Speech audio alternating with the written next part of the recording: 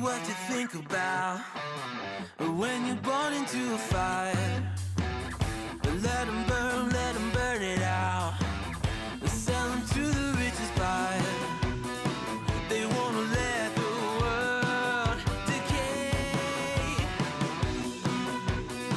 They tell us lies and fade away, fade away. We feel betrayed. We were raised to lose the race. Wake at the back of the pack, kill it anyway. Listen up now, because we're never dropping out. Beat the odds, beat the big house. The brains are bigger than the doubt. We've been thinking for ourselves, never let the truth fade away. This is bigger than ourselves, we won't let the world burn away, burn away. We feel betrayed.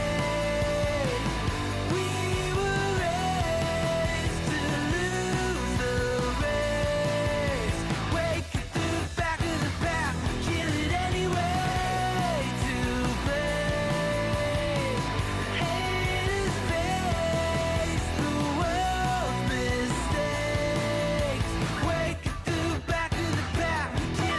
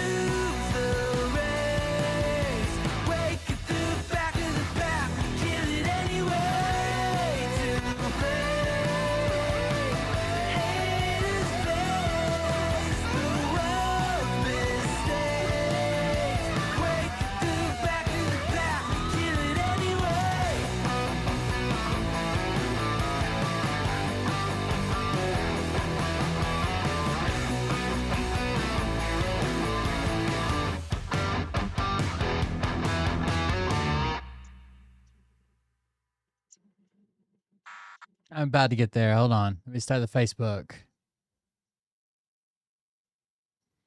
Facebook.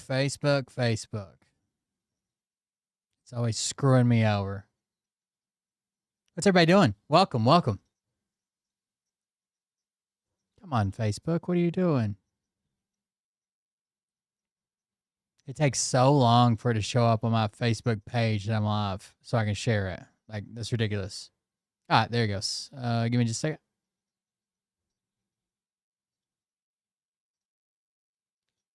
Like, share.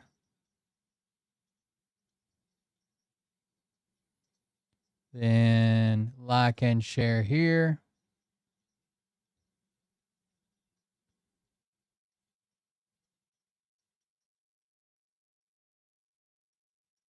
And that's it. All right, let's roll the intro. Hey Daddies, it's me, the Linda Binda from TikTok. I wanted to make this video because I wanted to thank you for watching Cold Beer Confessionals with Will Bird. I think that's just incredible. I've watched a few episodes and I'm just like very intrigued. But you know what I'm most intrigued in is Big Daddy's meat stick. I heard that it's very thick, like a good old German sausage. You know, Linda and her coochie loves that. Oh, never mind. Let's not go there. Anyways, I hope you have a good show and enjoy it as you can. There's a lot of weird things that go on, especially when it comes from the realm of Linda Bindaland. So, enjoy the show. Thanks for watching. Peace out. Welcome everybody. I am Will Bird, and this is the Cold Beer Confessional. My wife got banned from Facebook Marketplace because the AI said her shit was fake, and it's not. And fuck Facebook. Yeah, Facebook is pretty fucked up about that. Facebook at one point tried to say that none of my content was original. Like, literally, when I was like covering grifters and shit and exposing all their lies and shit, they're like, oh, we don't think you produce original content. And they wouldn't monetize me, and then they tried to take my channel down, and I appealed it. I eventually got to keep it, but I've been banned from Facebook so many times, it's not even funny. Facebook is a piece of shit. Anyways, welcome. Thank you guys for joining us. Will Bird, Cold Beer Confessional. Late again. You know, the huge. What are you guys up to? I have a birthday party tomorrow for my nephew's son, and the kids are going out of town with their grandma, and me and Mariah are going to go hang out or do something, so that should be fun. We might stream some. I don't know. If you guys want to. Yeah. If you want to support the show, do that. The Just Quick tools or use one of the built-in features, super chats, super stickers, bits, whatever, or there's the link. So there you go. And thank you guys for joining us. Let's see, where do we start? First, let me make sure the audio's on. It is. Let's do the thoughts and prayers. Welcome, everyone, to another riveting edition of Thoughts and Prayers. Today's thoughts and prayers go out to this lovely New Jersey couple, Sandra and Latif Hafareu. Forgive me if I pronounced that wrong. They have been married for 15 years and are ardent Donald Trump supporters. Have you seen that bitch that's like, Donald Trump is the closest thing we have to God, and then she was deported like 3 days ago? They even attended one of his rallies in 2020. Sandra voted for Trump all 3 times. Latif supports Trump but never voted for him because he can't. He is an immigrant from Morocco. He has lived in the U.S. for 38 years with no criminal record and worked as a concierge at a Midtown Manhattan apartment building for 2 decades. He had always had a work visa sponsored by his employer, but after marrying Sandra in 2011, his authorization was renewed under a spousal petition while he continued to try to obtain permanent residency. Before his marriage, he had hired a lawyer to assist in getting residency. That lawyer happened to be running a fraud ring and was sentenced to... The lawyer never told Latif about his immigration court hearing, so when Latif didn't show up, a deportation order was issued. Latif knew nothing about it. Oh, no. He continued renewing his work visas for years and filed a petition for alien relative after marrying Sandra. You know, he was doing it the right way. Until last August, when the couple went to the airport to fly to Florida on vacation and Latif was detained by ICE. One time, in the New Jersey detention center, Lateef was ordered to sign over his rights and board a deportation flight. When he refused, he was put in solitary confinement for 10 days. Then he was shuffled around detention centers, from New Jersey to Louisiana to Arizona. Finally, a judge overturned the deportation order, and he was returned to New Jersey and released on $15,000 bond. The couple spent an additional $50,000 on legal fees, and Lateef is stuck at home with an ankle monitor and unable to work. The arrest forced Sandra to reconsider everything she believed about Donald Trump and immigration enforcement. To think we were MAGA, Sandra proclaimed. Sandra voted for Trump 3 times, believing enforcement would focus on people with criminal records, not individuals like her husband. Asked what she would say to Trump now, she paused. You know, you said you were going after the worst of the worst, but instead, you ruined our life. The couple has started a GoFundMe because the fight has drained everything they have. Sandra, unfortunately, I can't contribute. Have you seen the cost of sliced cheese? But I will offer you something far more valuable. Thoughts and prayers. Ooh. Nothing like $65,000 in investment trying to stay in the United States, and you got exactly what you voted for. Oh, and the ankle monitor, and you can't work to regain any of that money, of course. I think her name is Maria Hernandez. I don't know why I added the 1, 2, 3. Maria Hernandez.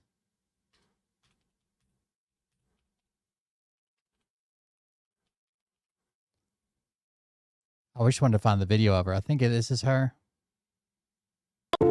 Trump is the closest thing to God. Trump is the closest thing to God? Maria Hernandez was deported on Tuesday after ICE raided her Trump deported on Tuesday after ICE raided her Miami home. Trump is the closest thing to God was reported when ICE raided her Miami home, but she wishes she could get her vote back. Everybody was reporting this on the 24th, so 2 or 3 days ago. Also, we've got what do they call them? Snow Mexicans. You know, we're going after the worst of the worst, like this guy. Real prick from Canada. Right now, the South Texas ICE Processing Center is home for Canadian Curtis Wright. None of it's been enjoyable. The separation from my family has been miserable. The 39-year-old father of 3 has been separated from his children and his fiancée for close to 4 months, an ordeal his family members describe as devastating. Our whole world has been flipped upside down. Like, I had this perfect life with this amazing man, and then all of a sudden he's just gone. I really do have a hard time sleeping because it just keeps going over in my mind over and over again. Wright is a U.S. permanent resident. He was born in Edmonton, went on to earn a business degree, and works in oil and gas. He has been living in federal... Look what this says on my side.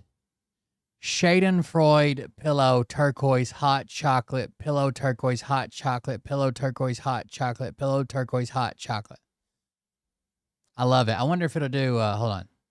Feel Runner says, Schadenfreude pillow turquoise hot chocolate pillow turquoise hot chocolate pillow turquoise hot chocolate pillow turquoise hot chocolate. Makes sense. Custody for close to 4 months after being flagged at the airport returning from a business trip. Her life got flipped and upside down. That's right. In Mexico. The issue, say Wright's parents who spend their summers in British Columbia, a minor drug possession conviction when Curtis was in high school. And they went into the computer and found a misdemeanor that he had been charged with 22 years ago. That was in early November. When he was in high school in Canada, he had a simple possession charge. They're getting the worst of the worst, guys.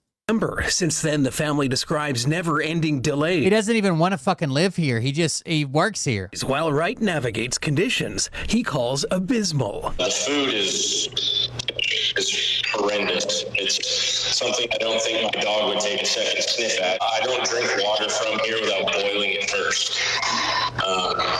So it's finding ways to not stay sick. Going without for 2 days on one bottle of water and a frozen waffle having to sleep on a floor with no sleeping bags. They call it the ice box. Wright's family believes poor treatment is intentional. The worst they may. Of course it is. Likely they're gonna Of course say, it is. I have to stay in here and fight this for 90 more days, or I can self-deport and get out of here. Well, I'm going to self-deport and get out of here. The entire experience has been a wake-up call. Before I came in here, I was of the mind that they were doing what they said they were doing, where they were focusing on, the worst of the worst, and criminals and murderers. What I've come to understand since I've been in here is that's the exact opposite of the people that I've met and seen. Humans are not supposed to behave like this. The family has now filed a federal court challenge alleging unlawful detention, hoping Curtis could soon be released and fight to stay in the country from his Houston home, where he is desperately missed. He's the provider for this family. Sorry. Right now, the South Texas ICE Processing Center. Sounds about right, huh? What was his name? Is home for Canadian Curtis Wright. None of it's Curtis Wright. I just want to see if anybody else has done. You think it's W. Wright? Maybe. I just want to see if any other agencies done pieces on him. Man has been in ICE custody for nearly 4 months, allegedly because of a misdemeanor from when he was 17 years old, according to his family. Here's what you need to know about the story. The now 39-year-old Curtis Wright was born in Edmonton, but is a permanent resident of the U.S. He was detained in Texas back in November while returning home from a work trip to Mexico. According to his parents, he was flagged at the airport by officials who found a minor drug possession conviction going back 22 years when he was still in high school. His father says it involved a Xanax tablet found in the backseat of his son's truck, and that his son's criminal history also includes a misdemeanor charge that stemmed from police finding a handgun in the glove compartment of the car Curtis was driving, which was only registered to his wife, and an impaired driving arrest 8 years ago. Curtis alleges conditions inside the ICE detention facility are terrible, saying that there is mold, dirt, and grime everywhere, and that the food is He's a real kingpin. horrendous, and that he won't drink water without boiling it first to avoid getting sick. None of it's been enjoyable. The separation from my family has been miserable. The family believes the state of the facilities are designed to wear detainees down into leaving the United States voluntarily. Before getting to the facility, Curtis says he only thought ICE was detaining the, quote, worst of the worst, but since being there, he has found that most of the detainees are, quote, just like him, people working to provide for their families. Hey, you feel good about yourself? You feel good about yourself recording us? We almost got a child molester, but then we had to stop and talk to you, and he escaped. The family has now filed a U.S. federal court challenge alleging unlawful detention that violates Curtis's U.S. constitutional rights. They hope he may soon be released and will then be able to fight to stay in the country from his home in the Houston area. And has been an hardened criminals, rapists, pedophiles, murderers, they get due process. He's not getting due process, which is the part that's frustrating us. Like, normally you're given bond and bail and you can fight this and go through that, and he's not given any. ICE keeps quiet after detaining a Canadian for months over a minor charge from his high school 2 decades ago. U.S. and Canada unite on GoFundMe. Any of that, so he could get out and fight to stay in the country where his 3 American children are born. And my brother was away for work in Mexico City, works for a oil and valve company in Texas, and he was coming home with his work associates, and he got pulled into secondary. Customs came in and said, oh, you have a charge from when you were 17, 21 years ago. He's been a lawful green card holder for 27 years in the States working, and so he had Xanax in his car when he was under 17. He was adjudicated for those charges. They settled 21 years ago. This was done. He's now been held in various detention centers, like prisons down in Texas, for over 100 days. So he's missed Christmas, American Thanksgiving. He keeps missing all these moments with his kids. When you learn about private prisons and how they operate, right, and they have quotas to make in order to Boxing Day. They didn't even mention that. He missed Boxing Day. To get state and federal funding. To me, that's really what it seems like with ICE right now, is that they don't want their funding to go down, so they're going to continue to like shift the goalpost, right? They want numbers. Not only does it help them to look like they're doing something, but it feeds all those donors from the prison system. From just hardened criminals and immigrants that have come into the country illegally. Now it's like, let's get people that missed their visa renewal. Let's get people that didn't file for their new L1 work visa and stuff like that. And Curtis says there's other people in there working, paying taxes, contributing to... It has never been so profitable to run a fucking detention center as it is right now. Economy and doing everything else, but then now they made one mistake and didn't file, and they're in there. Hardened criminals, rapists, pedophiles, murderers, they Like, how is that not illegal? I mean, they handle themselves. He spent a year. A Canadian man is being held in ICE custody. He's been in custody for about 4 months since last November. His name is Curtis Wright. He is 39 years old, and he is from Edmonton, Alberta. Curtis is being held at the South Texas ICE processing facility, and apparently the conditions are so bad that he has to boil the drinking water that he is given in order to not get sick. The interesting thing about this case is that Curtis is a U.S. permanent resident, and he lives in Texas full-time. He is completely legal. So in November, Curtis was returning home from Mexico on a business trip. When he was going through immigration, they pulled up his profile and they flagged a misdemeanor from 22 years ago when he was 17 years old. Reportedly, that misdemeanor stemmed from him having a single Xanax tablet found in the backseat of his car. Now, Curtis does have 2 other misdemeanors, but it doesn't seem like those 2 were flagged when he was going through immigration. I'm getting this from the CTV News article that posted about this story. The other 2 misdemeanors include an impaired driving charge, as well as him driving a car that had a handgun in it that was registered to his wife. ICE will continue to hold Curtis until he can see an immigration judge. Nobody knows how long that is going to be. Were there private prisons? There's been private prisons in the United States for a long time. It's ago. Curtis has 3 kids and a fiance in Texas, and the family believes that the conditions... But immigration is doing so good right now. They're just buying, like, they're wildly overpaying for fucking warehouses just to put fucking detainees in, immigration detainees. Inside the ICE facility are purposefully... And they get paid more for those federal inmates rather than, like, you know, a local jail. But yes, we've had private prisons for a long time. Or for the reason that if people want to see an immigration judge, they have to stay in ICE custody, but they can choose to leave if they are willing to self-deport immediately. Curtis supported these deportation efforts in the beginning, believing that it was murderers and criminals that they were trying to deport. But now, being inside an ICE processing facility, he doesn't believe that to be true at all and believes that it is all a lie. They all donated to Trump, like millions and millions of dollars, and they were literally talking on their, like, investor calls about how much fucking money they were going to get from the federal government and how they were going to be able to coordinate this and buses and flights and storage and fees and some shit. Prisons and private companies holding ICE detainees generally receive an average of $152 a day per detainee, with rates often ranging between $70 to $110 for local jails. As of 2026 expanded detention, these contracts provide sufficient revenue for companies like Geo Group and Core Civic, both donated to Trump, with some contracts worth hundreds of millions of dollars a year.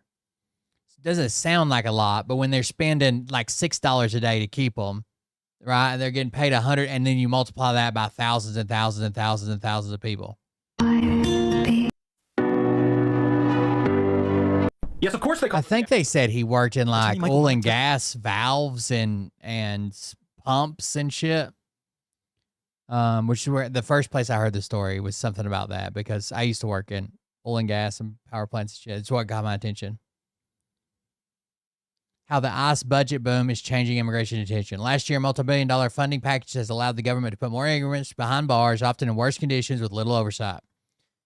As Congress is at an impasse over funding and reform of the Department of Homeland Security, the agency's main enforcement arm, Immigration Customs Enforcement, ICE, is fully funded until 2029 thanks to $75 billion cash injection lawmaker approved for it last July. The money, which included $45 billion for new immigrant detention centers, more than tripled ICE's annual budget and made it the largest federal law enforcement agency. ICE has since expanded its detention system at an unprecedented pace, creating a vast deportation ecosystem rife with abuses. President Trump took office, ICE held fewer than 40,000 people in detention in a scattered network of facilities across the country, including local jails, ICE processing centers, prisons, and detention centers.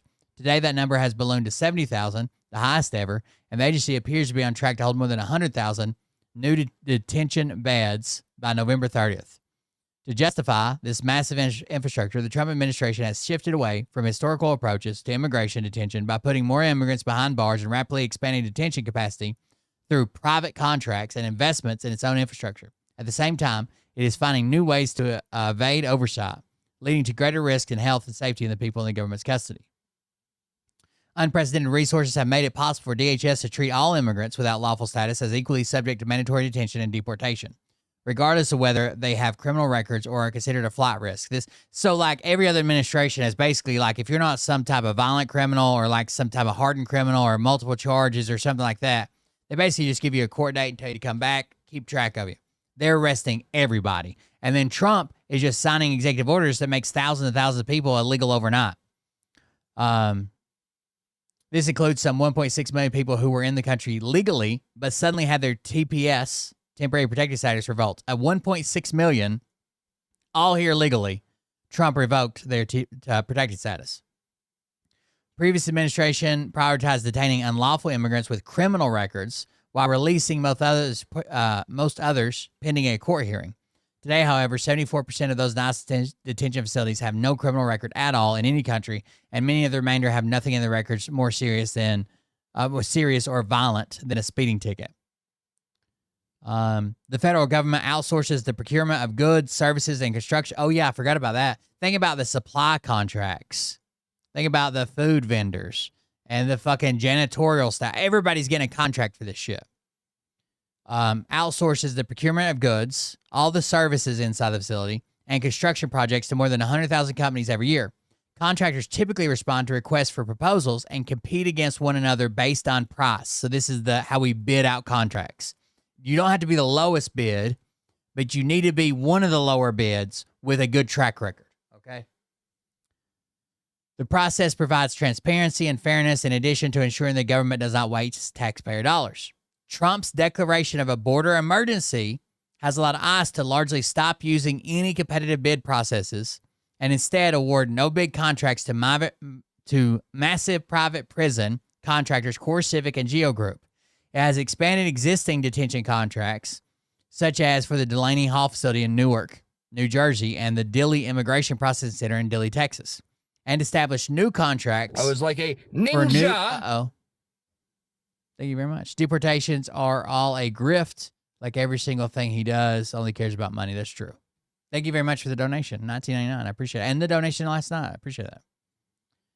And establish new contracts for new, existing, or reactivated facilities. In notable example, ICE awarded CoreCivic a 6-month no-bid contract last March to reactivate the notorious 1,033-bed former federal prison in Leavenworth, Kansas.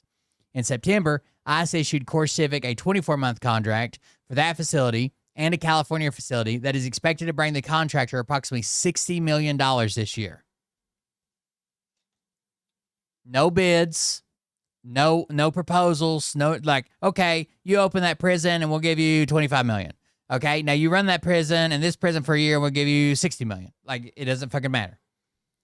ICE also entered into a no-bid 15-year contract with Geo Group worth $1 billion for the management of Delaney Hall, a 1,000-bed facility in New Jersey. A 15-year term is exceptionally long, especially when the president's only in power for 4 years, but they're giving him a 15-year term with a private detention contract, which typically ranges between 1 to 5 years maximum. So basically, like most of them are around like 1 to 3 years, somewhere around there. But a 5-year maximum is basically like, okay, I signed it at the beginning of my administration. You'll be here my entire administration and 1 year into the new guy. And if he doesn't want it after that, fine, he can change it. But a 15-year contract? Do you think when Democrats take the House or take the power back in Washington, you think they're going to be using this 15-year contract, or you think they're just raking in money that's not even going to be used at that point? What's up, guys? The federal government has historically relied on others to confine people across a vast network of carceral facilities. For decades, ICE has contracted not only with for-profit companies like Geo Group and CoreCivic, but also local jails. So this is funding like our local jails. Your local jails probably benefit from. When they're holding a federal detainee or whatever, they get paid that, like basically renting a bed. But also with local jails that rent bed space to the federal government. ICE typically pays jails between 70 and 110 per bed per day. Far more than counties usually receive to house their local populations. You don't make shit on local prisoners. In fact, the way new jails get built, or at least in Tennessee where I'm at, the typical idea is to overbuild the jail. Let's say our jail needs to hold 100 people. Well, let's build a jail that holds 200 people, and we can contract with the state for the other 100 that they'll keep in here. They'll be state prisoners, and the state will pay us more, and that'll help us pay for our jail, right? Whatever the note is on building it and blah, blah, blah, and all that shit, right? Local prisoners, they don't make shit off of, right? With some counties overbuilding jail capacity to take advantage of the revenue. Oh, I didn't know I was going to say that. To take advantage of the revenue stream. But a new trend has emerged since Trump took office. The federal government is attempting to build its own capacity to hold people, reducing its reliance on private contractors and local jails. City officials in Social Circle, Georgia, that's the Georgia town we just talked about, recently met with representatives from DHS about the federal government plans to transform a 1 million square foot warehouse the administration just purchased for $129 million. The guy bought it for $30 million 2 years ago. A Russian guy. They paid him $130 million for it, you know, the norm. Within the city limits into a new mega center to house ICE detainees. City officials revealed that DHS indicated that it planned to transition the ICE detention system from private operations to government-owned facilities. ICE reportedly plans to spend $38.3 billion of the funds on the July budget bill to acquire and retrofit 24 warehouses, including 16 regional processing centers and 8 mega centers capable of holding up to 10,000 people each. Uh-oh, who's that? Please accept my money as penance for missing streams during the week. Teaching my class wears me out during the week. Sorry, it's trying to run away from me. And then I just come home with time to eat and then drop in and sleep. I just can't lock it in and suck it up. Well, thank you for the donation. I understand. It's a fucking tiring week for sure. Thank you very much for the donation. The Trump administration has already acquired other large manufacturing warehouses, each intended to house between 5,000 and 10,000 people. In January 2026, I bought 2 warehouses paying over $100 million for the site in Hagerstown, Maryland, and more than $70 million for another in Surprise, Arizona. In February, the agency paid approximately $87 million for a warehouse in Upper Burn Township, Pennsylvania. The agency also recently paid $123 million for an 826,000 square foot warehouse near El Paso, Texas. ICE is reportedly looking into multiple other properties across the country, and the process has been shrouded in secrecy. Some local jurisdictions are successfully pushing back against these sales. For example, a warehouse owner in Oklahoma City decided not to move forward with the sale after local protests and a heated city council meeting. And a real estate developer in Utah responded to protests by disclaiming rumors that it planned to sell a Salt Lake City warehouse to ICE for use in a 7,500-bed detention center. The approach of purchasing warehouses, many of which would be difficult to properly ventilate, were not built to house thousands of people and are likely to create conditions for the rapid spread of disease, dovetails with the administration's inhumane and punitive tactics for expanding immigration, detention, and deportation. I think they want to make it as shitty as possible so you self-deport. Notably, ICE's, by the way, a warehouse, we can all agree that prisons are built with at least some of the fucking insight we've learned over the last goddamn 200 years. They're not just big open rooms that we hire a fencing company to come in and put fence in, right?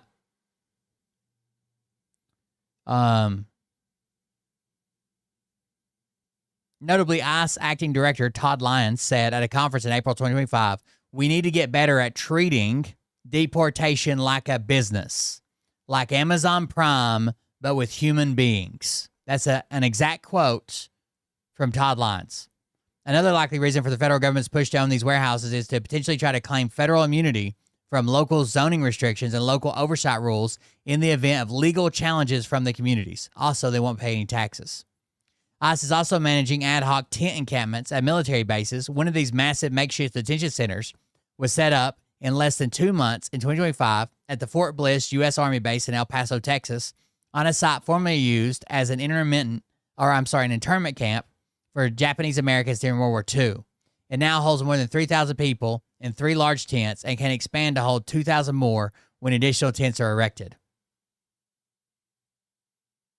I don't know. It's wild. Everybody's making money. Everybody's trying to hide shit. Everybody, like, if you know Trump, I guess that's one good thing that keeps like businesses supporting him is like all you have to do is kind of wink, nod, and compliment him a little bit, and you're going to make billions of dollars. So there's that, I guess. I don't know. Shit's wild.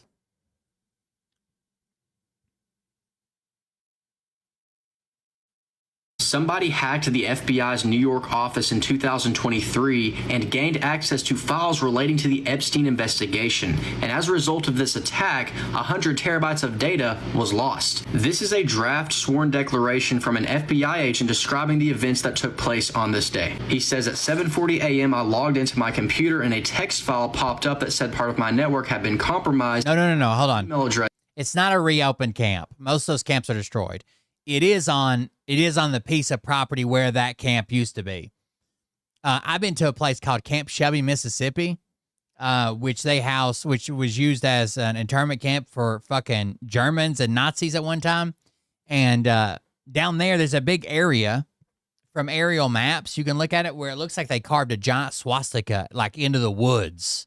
It's crazy looking. But the camps are actually torn down, but they're using the area, like the land that the internment camp used to, like the buildings and shit they have the Japanese people, all gone, but it's definitely the same site.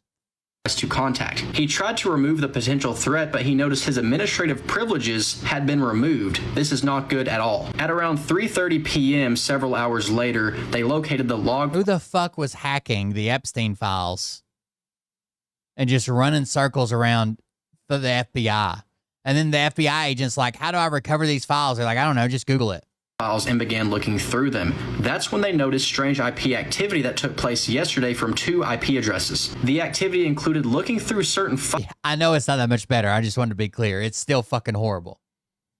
Files pertaining to the Epstein investigation. He reached out to another case agent thinking maybe it was him doing this, however, it was not. As a result of this attack, 500 terabytes of data was initially gone. Thankfully, this FBI agent was able to recover about 400 terabytes of that data. So 100 terabytes of data is still missing. And this guy says he was told to Google how to recover the data. No one. So he went to the IT person and said, I've been hacked.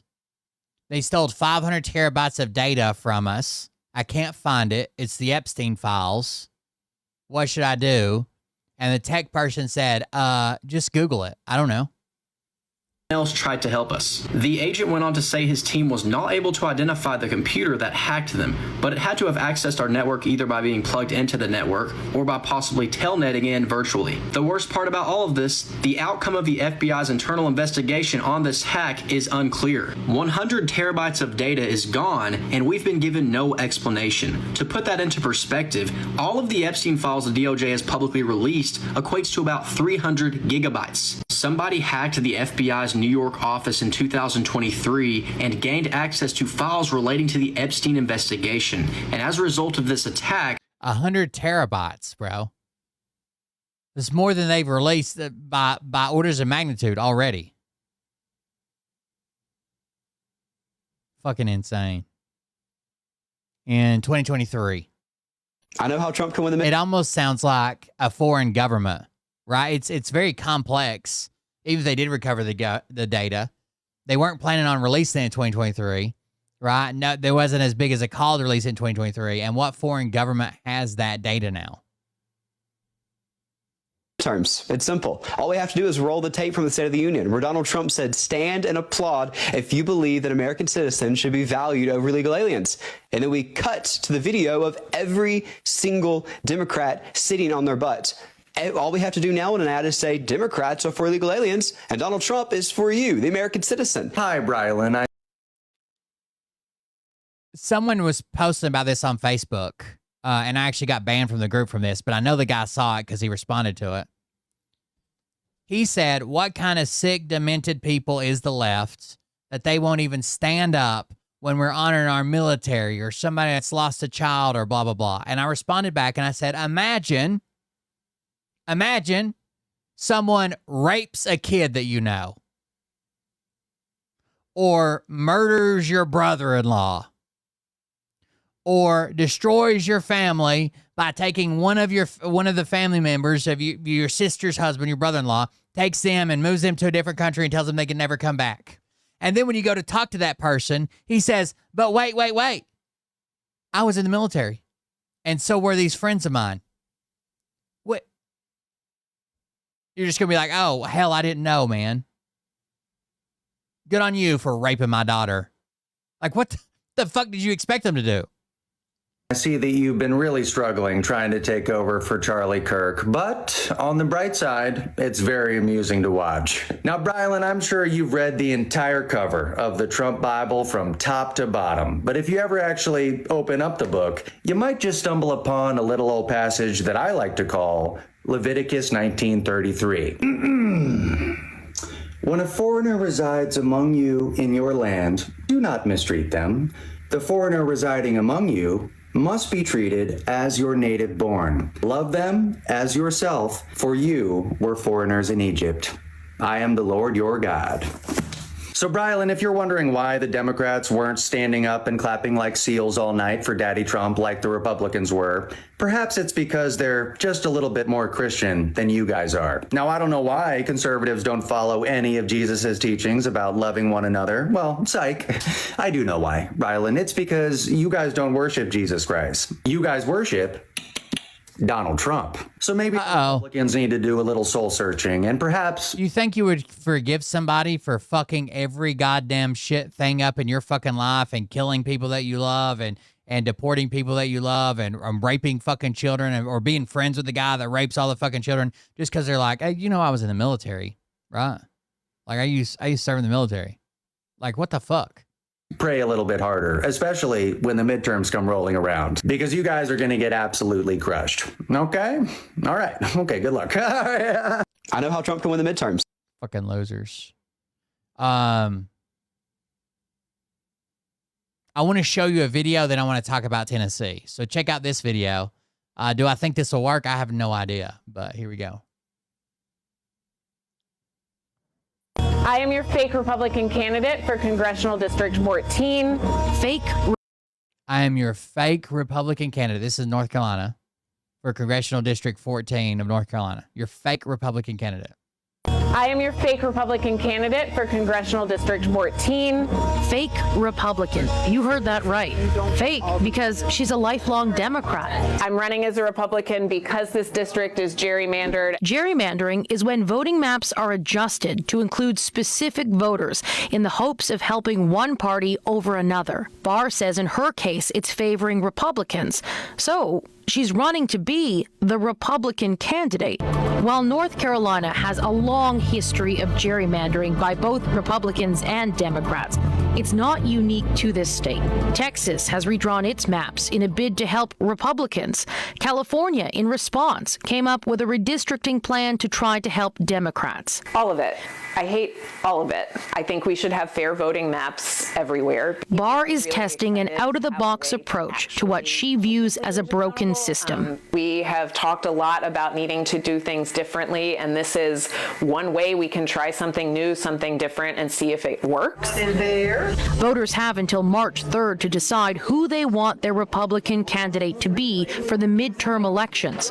Both Republicans and independents are allowed to vote in this race. Her fight is with Tim Moore, a sitting Republican congressman endorsed by Donald Trump and is a well-known leader in the community. The strange nature of this race has garnered national exposure. I can't claim a Democrat anymore. You're not trying to pull a fast one. Not trying to pull a fast one. There's also been a wave of online harassment after the conservative broadcaster, Fox News, ran a story about it. For sure. So they're in areas where they have no choice but to run as a Republican and hopefully knock off the person. Death threats came in. She's not trying to hide it. She's coming out and saying it. But yeah, by and large, you know, my kids are sleeping on my bedroom floor until this is over is kind of where we are.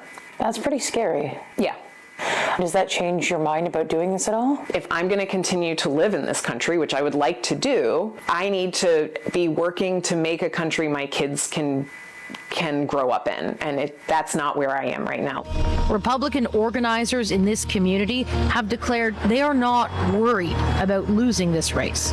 What Republicans are worried about, though, possible copycats, similar campaigns in other districts. Right? Kyle Kirby calls it dirty tactics. I think it could very well count as election fraud, what she's doing. I think that could be election fraud. That's a word we use a lot around here. She shouldn't be running as a Republican if she's not a Republican. I agree. It's also uncharted territory for the people How many people just show up and pick a name, though? Getting behind Barr's campaign. I'm an unaffiliated voter, and for the very first time in my life, I'm going to be voting in the Republican primary so I can try to help her get on the ticket. This is considered safe Republican, safe Trump country. What do you think her chances are? I don't know, but we have to try, right? If we don't try, our chances are zero. I am your So will this work? I don't know. But Tennessee's scared of it and has been for years. Check this out. This just came out about the same time I was reading that article. I stumbled across this. They do this every year. Tennessee Republican Party releases non-bona fide candidate list. A list of candidates who were deemed not bona fide has been released by the Tennessee Republican Party. Those on the list cannot run under this party affiliation. including at least 2 incumbents in our region, Greene County Mayor Kevin Morrison and Carter County Trustee Chad Lewis. However, Morrison expects to be granted a waiver and taken off the list as early as Friday evening. Tennessee Republican Party Chair Scott Golden said each person on the list will have a chance to be reinstated. I know the language in law that we've removed them, but it's really just a temporary suspension until the paperwork gets in place, and then they go right back on, Golden said. Now, here's the list. Many in the party have called for the policy to be revisited next year. Golden said they discuss best practices every year, and he does not feel like it needs a change. Usually, before these things are enacted, we've talked about it for years, Golden said. What we see is somebody that shows up and is like, hey, I'd like to run, and I don't know what the rules are. Just because they don't know what the rules are doesn't mean that we haven't thought about it for a decade before we've implemented it. A decade, 10 years before we even implemented it. Washington County Administration of Election Chuck Vest said the county has 8 independent candidates. Of those, 6 initially wanted to run as Republicans. When they realized they wouldn't achieve bona fide status, they switched. He expects the bona fide rule to improve voter turnout and make elections more interesting. There's nothing that improves voter turnout more than a participation from candidates and the political party, Vest said. So having 13 of the 15 county commissioner races, not uncontested, contested, you're going to see a greater turnout there. Golden said the rules are in place to ensure that each candidate has been thoroughly vetted. It's the party in Tennessee deciding who can run and who can't as their party name. We want to make sure that the candidates that the voters are voting for have met a certain standard and fidelity to the organization they are seeking, Golden said. And so when people go out and vote for that Republican, they understand that, hey, that is somebody that I trust their values to go make decisions at the local level, the state level, and national level. The deadline for candidates to have their bona fide status updated and to be removed from the list is March 5th. Now, this is a Tennessee law. This is 2024 Tennessee Code is the most recent version of it. Title 2, Elections, Chapter 5, Ballots and Supplies, Part 2, Ballots and Supplies, Section 2-5-204, placing names on ballots, withdrawal or disqualification of candidate, death of candidate. And it says each qualified candidate's name shall be placed on the ballot as appears in the candidate's nominating petitions unless the candidate dies before the ballots are printed or unless the candidate requests in writing that the candidate's name not appear on the ballot and files a request with each office, with each of the officers for whom the candidate filed nominating petitions to whom the candidate's nomination was certified as political party nominee, or unless the executive committee, which a primary candidate filed the original petition, determines that the candidate is not qualified under 2-13-104. And this is the clause that they can use to remove somebody from a party. So in Tennessee, you go out and run as a Republican. If they don't think you meet the Republican values, they just fucking kick you off and say you're not a fucking Republican. That's wild to me, right? Not that people would cheat or people would lie, people whatever. The fact that who are they to decide what their fucking Republican Party is? If this were true, why the fuck is MAGA ever on the Republic? That's not a traditional Republican Party ticket at all. Trump's not a traditional Republican. Trump's not a conservative. But somehow they're allowed to decide, and they publish this not bona fide list. This is the list here, all the names, 149 names.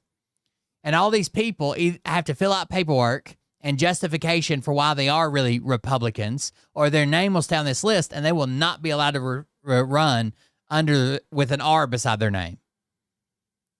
It even says in here, in accordance with TCA 2-5-204B, which is this section of the law here, candidates will be notified by return receipt mail and be given the chance to appeal the Tennessee Republican Party decision to remove their names from the primary ballot.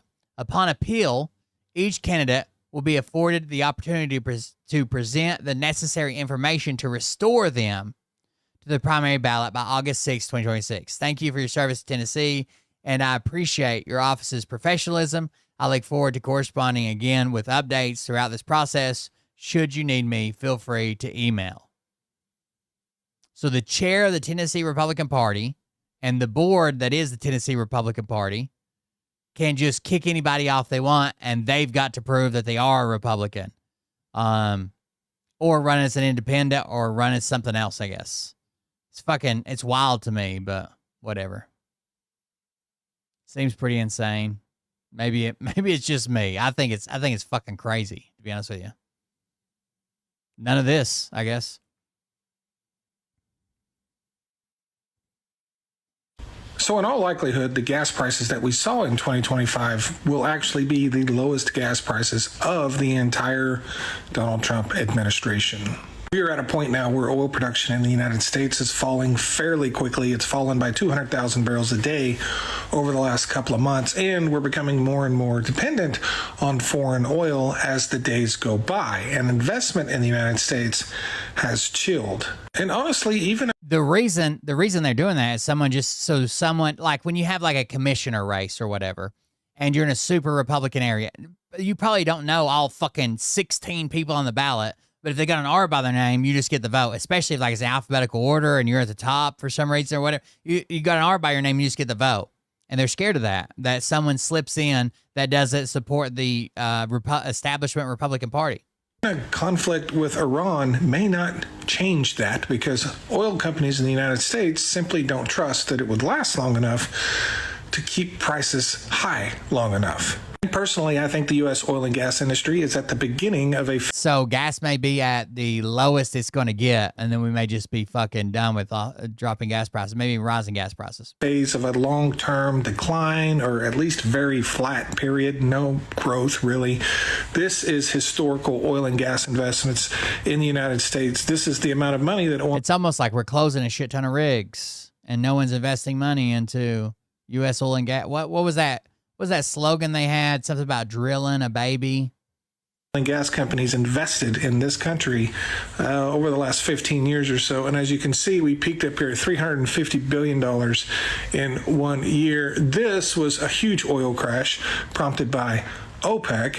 This, an oil crash prompted by Donald Trump. But as you can see, when we recovered from these crashes, investment levels never returned to where they previously were. Now, there's a couple of reasons for this. One is that oil companies have become more efficient. They don't need to spend as much money as they used to produce the same amount of oil. But in addition to that, financing for oil and gas projects has gotten much more difficult. With financing becoming much more difficult, what that means is that we have used up most of our very best oil and gas producing acreage. We had to get the financing. And here also adds an adjusted... So we're using the most premium spots to get the financing. Like, oh, well, we don't have to drill as far. It's easy to access. It's close to roads. It's close to infrastructure. We can get it out of here quick. Now we're finding areas that are more remote, more hostile, less near, build up in roads and towns, maybe harder to get at the oil. Yeah. For inflation line right here. So for us to get back to what we were doing in 2015, we would have to invest over $100 billion more than we did in 2015. And look, they don't want to say it, but this is absolutely one of the reasons we went into Venezuela and have basically hijacked their oil.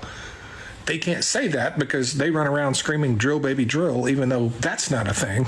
But it's also why we are looking at going into Iran right now. Don't forget that the goal of this administration is to destroy renewable energy in the United States, and they're even trying to get other countries to do it as well. But even without that, global oil demand at this point appears it's going to continue to rise. Oil demand globally is going to continue to rise for at least the next 25 or 30 years. And frankly, there are a lot of signs that the United States oil and gas industry just is no longer going to be able to keep up with that demand growth. But here in the United States, short of an economic collapse, you are not likely to see gas prices fall to the levels that they fell to in 2025. And let's be honest, that wasn't very much.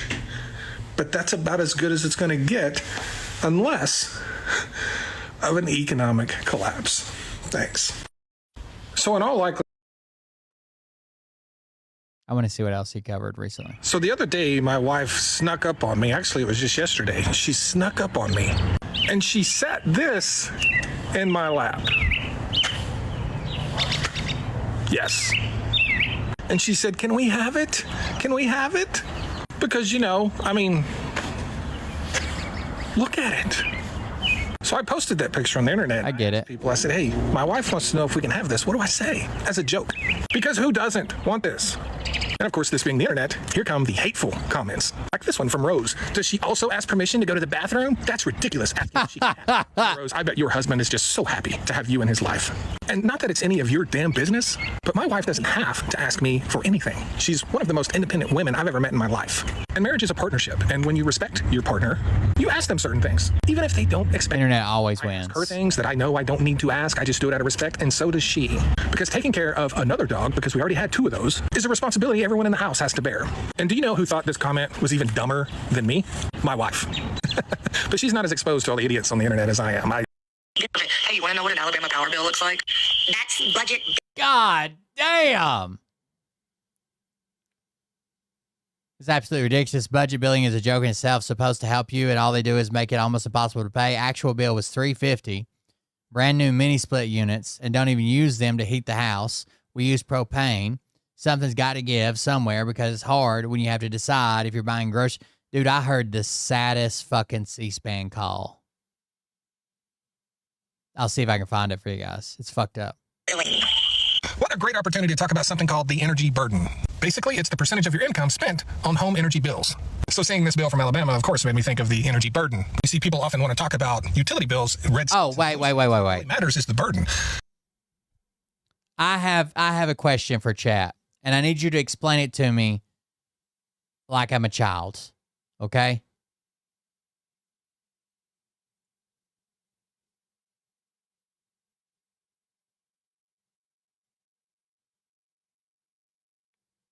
Don't save that. Okay, let me move this over here.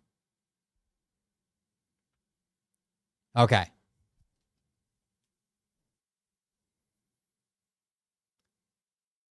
This is me. And this is wealthy people. Okay?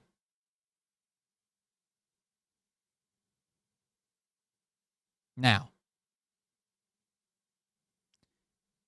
me, I don't own a home. I know some people do, but I don't own a home.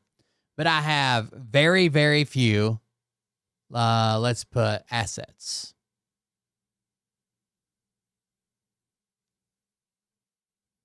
Right? I don't have like appreciating assets, right? I don't have a bunch of stock in a company. I don't own companies. I don't fucking none of that. And most, if not all of my wealth is tied up in just dollar bills. Okay? Right? It's just liquid cash. And dollar bills are headed down in value. That's inflation, right? The dollar bill is not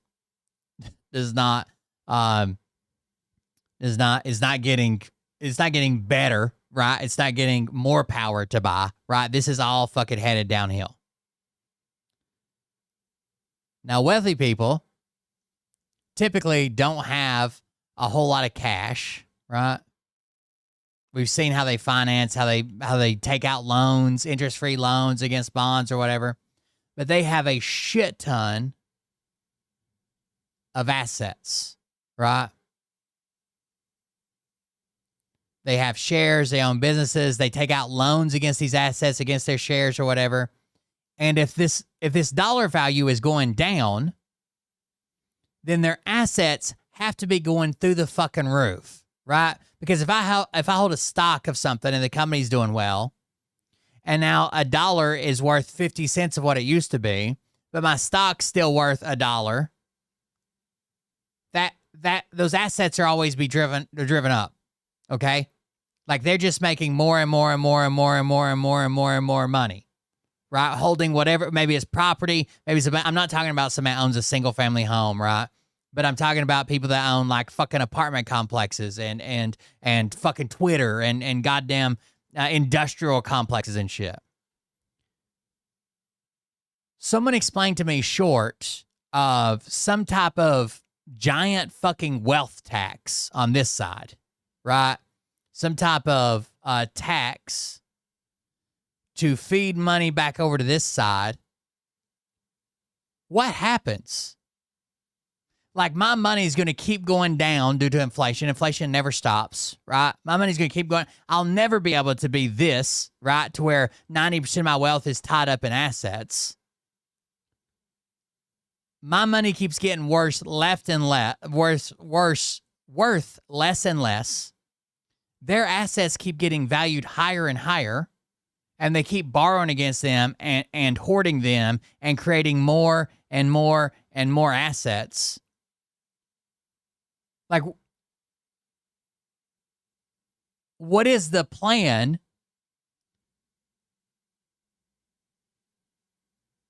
to reconfigure this? And maybe I make more and more and more money, but it buys less and less and less every time I try to go spend it. What the fuck happens? Like, unless there's some type of crazy fucking wealth tax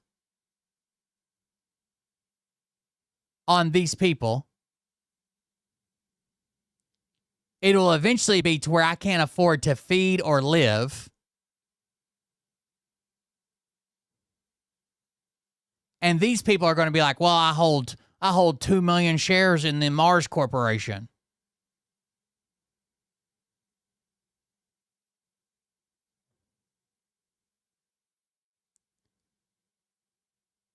It seems like at some point it would be good for these people to be like, hey, yeah, let's get a big tax going. Before these people that vastly outnumber the other people decide it's not worth it anymore. How about we just go fuck those people up and take their shit? Like, if this is the 95% and this is the 5%, how long do they keep thinking that this can keep happening? I'll do some crazy things when I can't feed my fucking kids, right?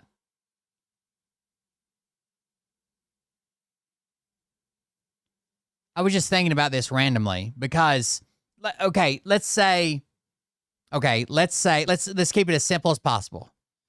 I need to buy a house right now. That's what we're looking at doing. We're probably going to be moving next year after we get the campground back on track. We're probably going to be moving. So right now, let's say I have $150K. This is me. And I need to buy this house over here.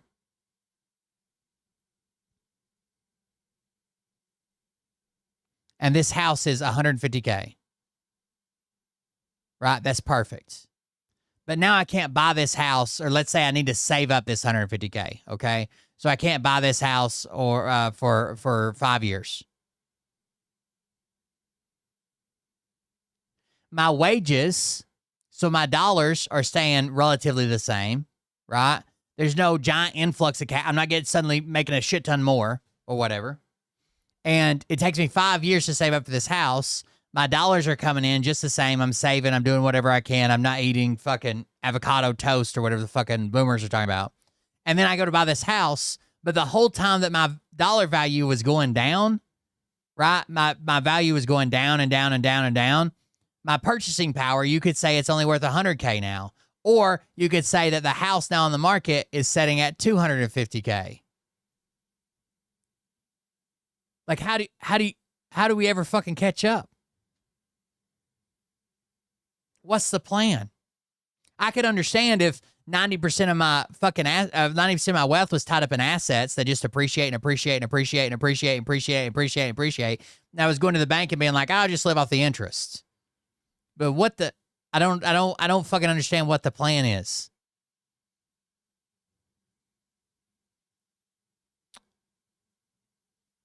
When we were looking at houses in COVID, we were like, oh yeah, we can afford that. Yeah, that's not too bad.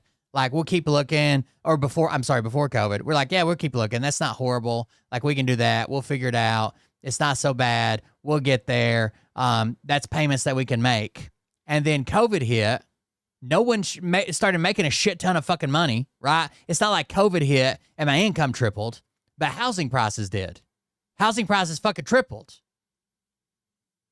That's great, I guess, if you own all those houses I don't own the house. I need the house, and everything tripled.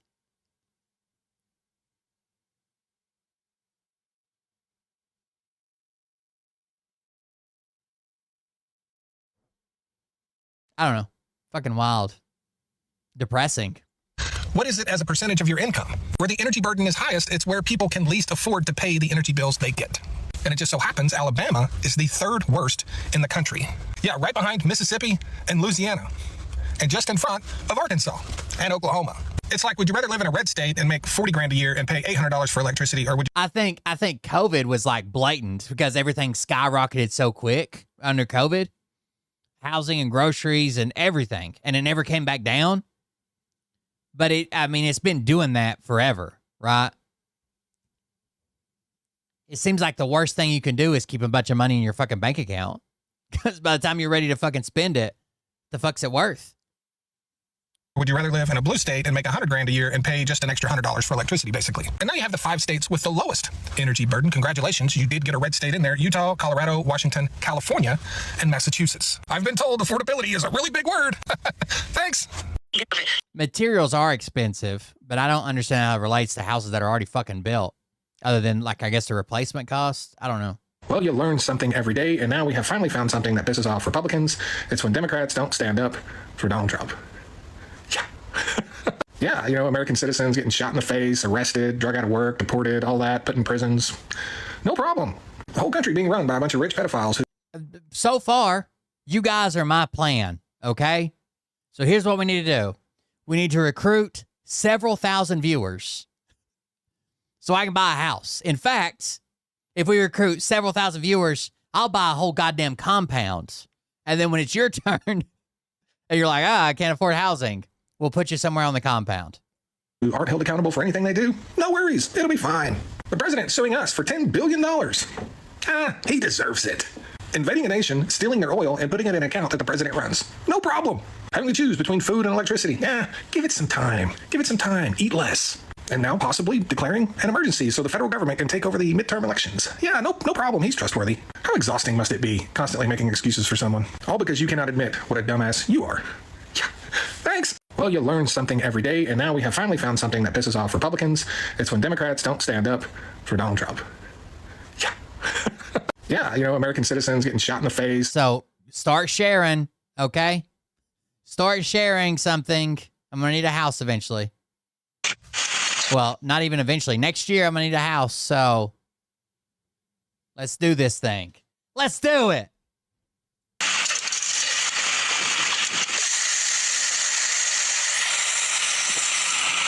So, for the 10th. Wait. That reminded me of pissing. I have a question. If you're a guy in chat, when you go to piss, do you unzip your fly and open the little underwear door and piss? Open the little underwear, like the flaps fold, dick goes out, and you piss. Is that a thing you do? I need to know this. I'm serious. Guys in chat, unzip your fly. Like there's 2 folds of cloth, right? You pull one this way and one this way. Dick comes out and you piss. I'm being serious.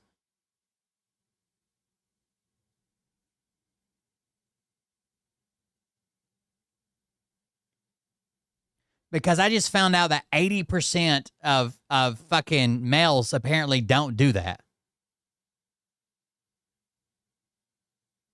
They undo their belts. They undo their button. They unzip their fly. Just resubscribed for 46 months. Thank you very much for your subscription. Then they pull everything out over the top of their pants and piss.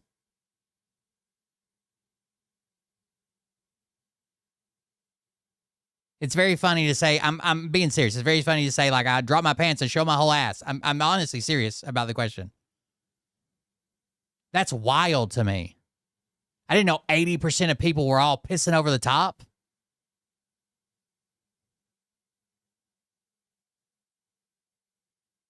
I feel like a fucking loser now.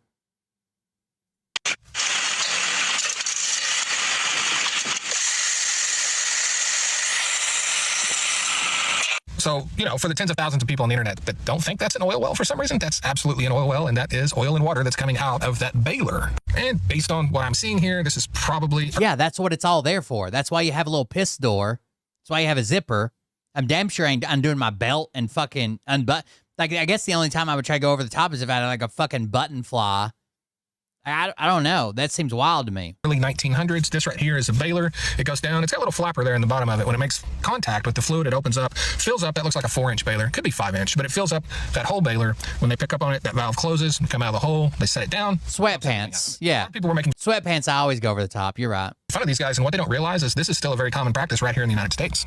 And yeah, they use nicer equipment to do it, but I don't know. Done this. Like, yeah, of course I'm really old. And probably the main reason this is still done in the United States is because these wells need to produce something in order for the companies to maintain the leases. Anyway, yeah, that's totally oil. Yeah, thanks. Okay, so you know how a bunch of oil-rich nations, Saudi Arabia, Qatar, UAE, they give some revenue from the oil to their citizens, or they give them free health care, like in some way. Sovereign wealth fund, yes. I keep hearing, not just Trump, but almost every president for the past few decades has talked about how America has some of the biggest oil reserves in the whole world, and we've got so much oil. Why the hell aren't we extracting our oil and paying the citizens? Well, first of all, just to be clear, if we did do that, you would probably get a grand total of like maybe $5 or6 a month. Yeah. And the truth is you get significantly more benefits the way it's structured now than you would if we structured it that way. But understand something about like Qatar. There's, I think, 2.5 million people in Qatar, but you probably don't know that only about 300,000 of them are actually citizens. Almost all of the rest of those people are there working as expats, and only those 300,000 citizens get the benefit from the natural resources. Alaska does it, right? Don't Alaskans get a check for the for destroying their fucking reserves and shit with oil pipelines? Same way in Saudi Arabia. I think their population's around 35 or 36 million. Probably 19, 20 million of those people are actually citizens. The rest are working expats or something else. And only the citizens get the money. But there's 340-something million people in the United States. So basically, the pie's got a lot of slices, and your slice would not be that much. Like I said, probably maybe $6 a month. But the way it's set up now, you actually receive a lot more benefit. You just don't see it because this is how the system works. When we talk about things like, tax incentives for oil and gas drilling, when we talk about... If I piss over the top in public, I like to freak people out because I always know somebody's watching. So I do the old twistaroo and bring the balls out first and just set them there while I start fishing for the rest of it. You know what I'm saying? So people are like, what, his balls are on top? Yeah, sort of. Like I get the balls on top, let them hang in the waistband. And then I fish out the rest so it looks like the balls are on top. Ethanol subsidies and all It's a power move for sure. All these things likely bring down the price of a gallon of gas in the United States by probably about $1.50 a gallon. That's what you would be paying, $1.50 a gallon more if those things didn't exist. So you do get benefit from the industry that way. You just don't see it because it doesn't show up as cash in your hand. It shows up as savings at the fuel pump. Not to mention the fact that those other nations we're talking about produce significantly more oil than they consume. We don't. We're the largest consumers in the world. We consume more than we produce.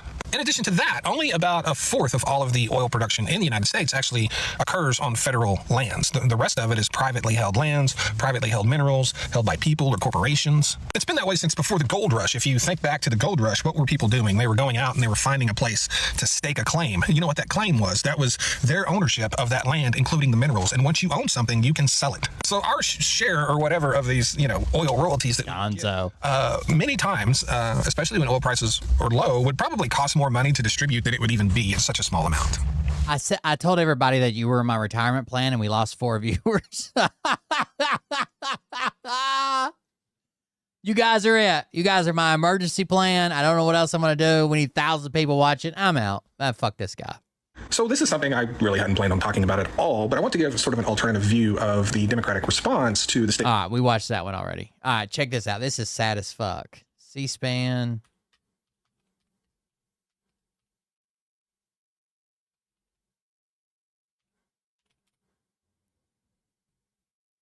Listen to this caller on C-SPAN and tell me this isn't fucking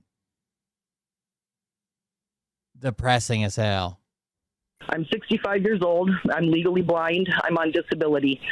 I went to my doc and I lost 28 pounds in the last year. I did not need to lose 28 pounds. I did not try to lose 28 pounds. I lost the 28 pounds because I cannot afford to eat anymore. Under Biden, I'm sorry. I'm so sorry. Under Biden, I was able to put $100 a month away for food, along with my SNAP, and I did okay. I could get fresh fruits, fresh vegetables, and meat. It is just me. But now, with grocery prices so high, propane, electricity out of this world, I now only allow myself $65 a month for food. Sharon, are you on SNAP benefits? Let me tell you, under Joe Biden, I received $80 a month for SNAP. That was taken away from me under Donald Trump. He took it away. He gave me $24 a month. I did receive that for a couple of months. Then he took it down to $12.50 a month. I said, screw you. I'm 65 years old. I'm legally blind. I'm on disability. I went to my doc, and I lost 28 pounds in the last year. I did not need to lose. That's pretty crazy, right? I did not. That's sad as fuck, dude. To lose 28 pounds. I lost the 28 pounds because I cannot afford to eat anymore. Under Biden, I'm sorry. I'm so sorry. Under Biden, I was able to put $100 a month away for food, along with my SNAP, and I did okay. I could get fresh fruits, fresh vegetables, and meat. It is just me. But now, with grocery prices so high, propane, electricity out of this world, I now only allow my... Like that's pretty fucking insane. Like I don't know what to say to this lady, but there was another lady,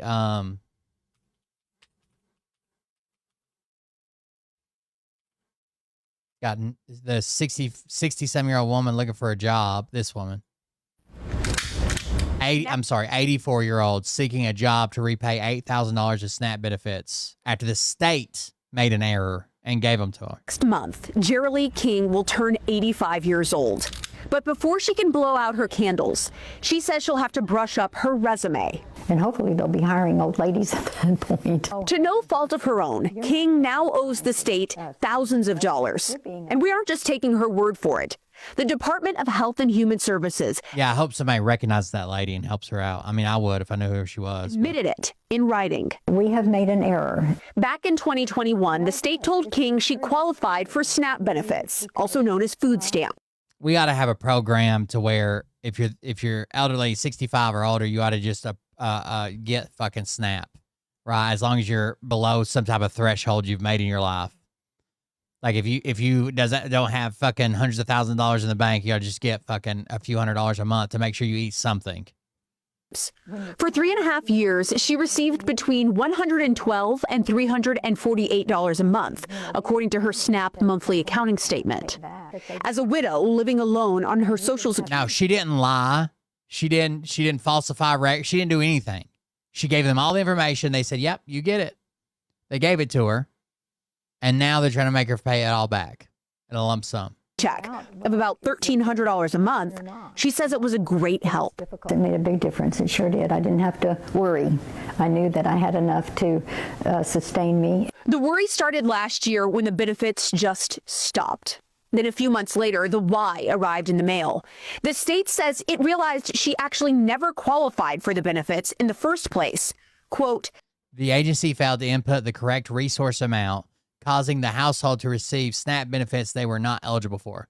Now, why is this big push happening now? We're hearing about tons of people getting kicked off because Trump is telling people that the states that their error rate has to be so low. It's more restrictive now. Plus, the error rate has to go down. So a lot of people are getting these penalties and back pay and shit, or they won't receive any federal funding. The agency failed to input the correct resource amount, causing the household to receive SNAP benefits they were not eligible for. I began to tell other people about it. Have you ever heard of such a thing? And they just looked at me like I'd lost my mind. The state's mistake came with a massive bill for King, nearly $9,000. Then I realized, no, they really want their money back. Good luck. But here's the catch. The government isn't just picking on King. Federal law requires states to claw back overpayments, even when the state is the one that messed up.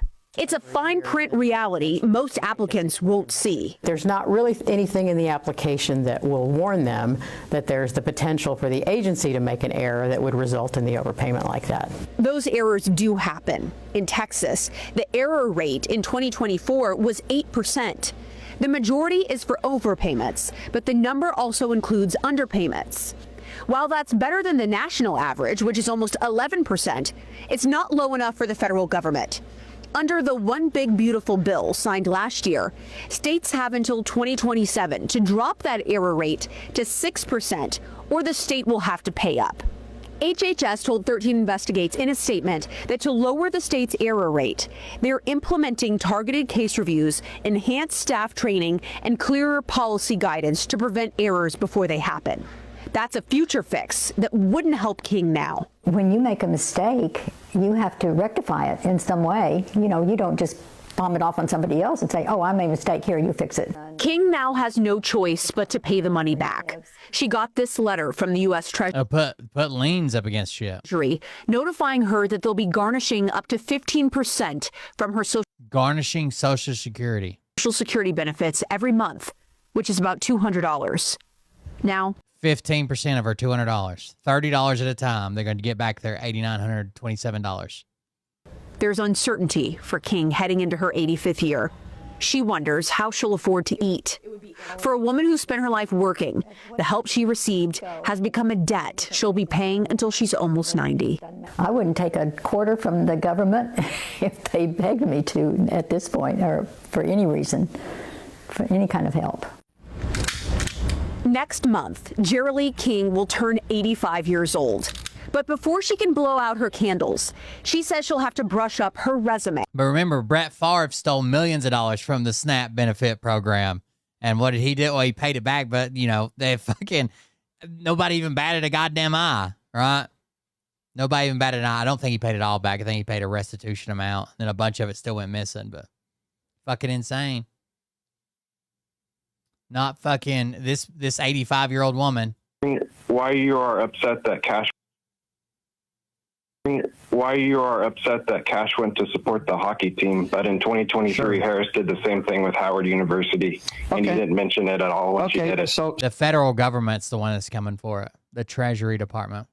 I guess the states request to the Treasury Department because I know they can get your federal tax return, right? And I guess the state puts in a lien to the federal government and says, hey, these people get taxed, because I've seen people get like unemployment overpayment.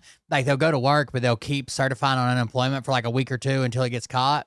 And then when you go to get your tax return, if you got kids and you got a positive amount, the state files to the federal government to pull it out of your tax return before you get it. Same way they do back child support, right? That's a state thing, but they use the federal government to take it through the Treasury.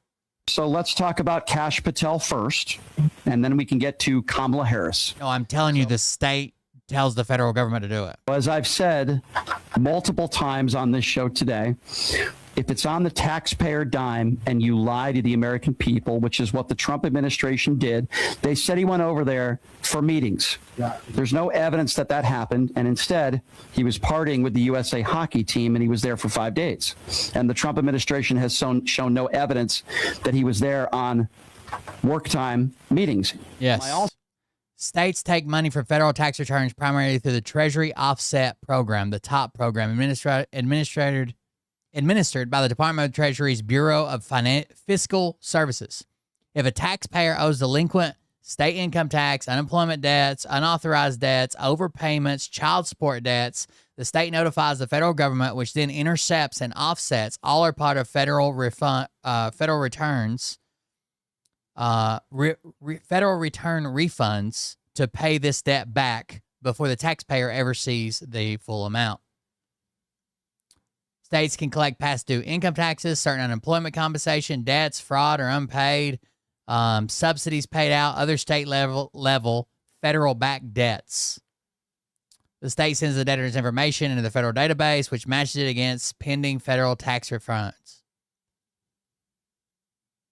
If your refund is reduced in some way, the Bureau of Fiscal Services, the BFS, will send a letter explaining the offset, according to the Bureau, but this is after your wages have been garnished.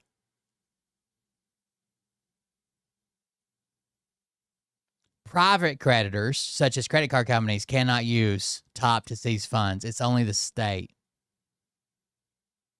I know this is how they do child support payments. Like, if your fucking baby daddy or whatever never pays child support and he goes to get like a fucking $6,000, they can garnish a shit ton of it, like up to 80% or something. So my issue with Kash Patel is he's done this before. He's taken his private jet. He's gone to country music concerts for a booty call with his girlfriend, which costs the American taxpayer millions of dollars every single time he does that. So that's to answer your question about Kash Patel. Now, if you want to play a whataboutism game about Kamala Harris, you mentioned Howard University. So what year did this happen?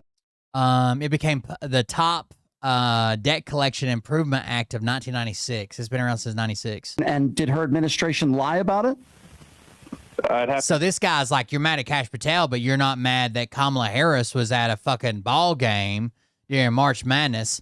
But Kamala Harris, the administration didn't lie about it, right? It was on March 16, 2023. She was already in Iowa speaking on reproductive rights that day. After a round table, she attended the game. Her team lost, but she still went to the locker room and congratulated them for their appearance, blah, blah, blah. But, like, she was already there on business and no one lied about it. Kash Patel is the biggest fucking pocket watcher of every goddamn person in the administration before he joined, especially FBI directors. Now he's flying his girlfriend around and assigning security details to her drunk fucking college friends.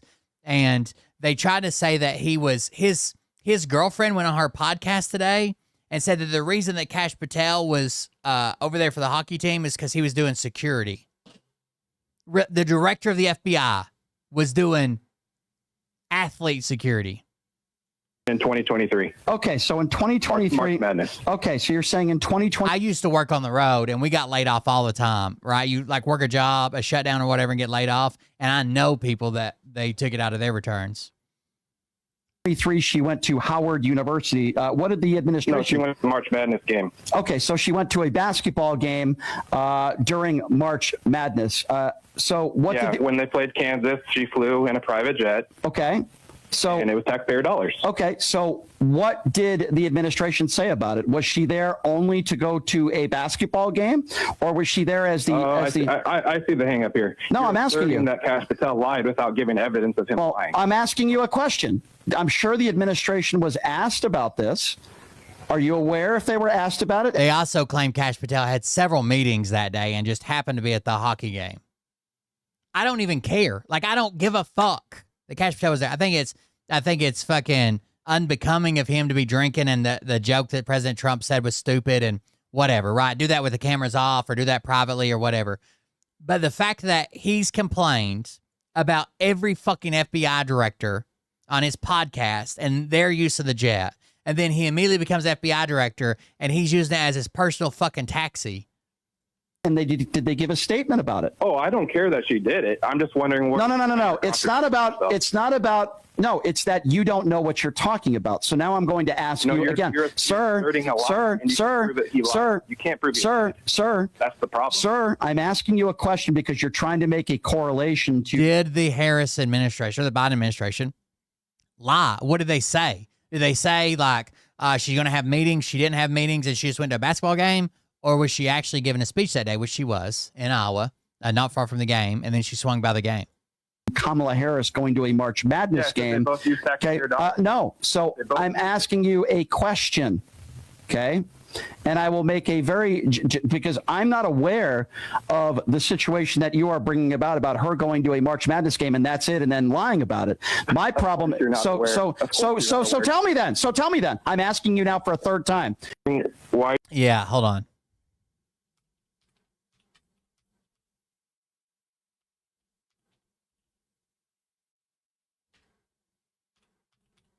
Let's see if we can find it. She does a podcast, of course. And she claims that the reason he was there was for security. What do you think Elon Doge's opinion would be on spending hundreds? What do you think Elon and Doge's opinion would be on Kash Patel spending hundreds of thousands of dollars to go watch hockey? What do you think? Again, I don't personally care. Like, if a bunch of our administration want to be there to support the team, fine. But these pocket-watching motherfuckers and the fact they bring Doge in and talk about this waste and abuse, and Kash Patel's literally on the record saying, oh, he took this trip and he took that trip, and why did Pete Buttigieg fly over here and this, and his boyfriend was with him, and blah, blah, blah. Like, what the fuck? I think Elon Doge's opinion would be on spending hundreds of thousands of dollars to send cash to drink beer with hockey players. So I'm not going to dip too much into this because this is kind of my whole point. But what I will say is the Bureau has long been in charge of providing security for the Olympics. And the director provides security. You're saying the FBI director is on the grounds with a hockey team to provide security?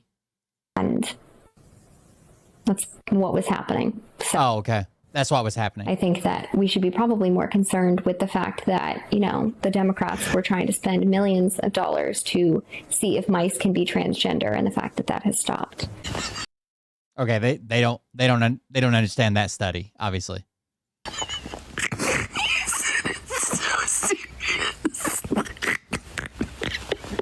The transgender mouse. Do you think Elon Doge's opinion that Elon Musk shut down?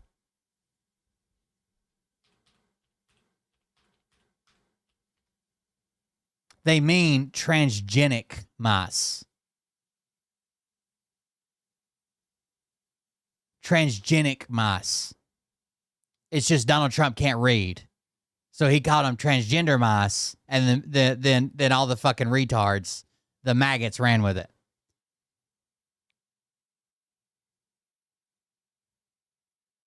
Fucking losers. That guy's cool, but not for the show. We're back to this. What about hiding more files? Always files hidden. Department of Justice. Oh, I think we already covered this one. Bombshell allegation last night by an Epstein survivor who claimed. We did, absolutely. All right, let's see Bill Clinton then.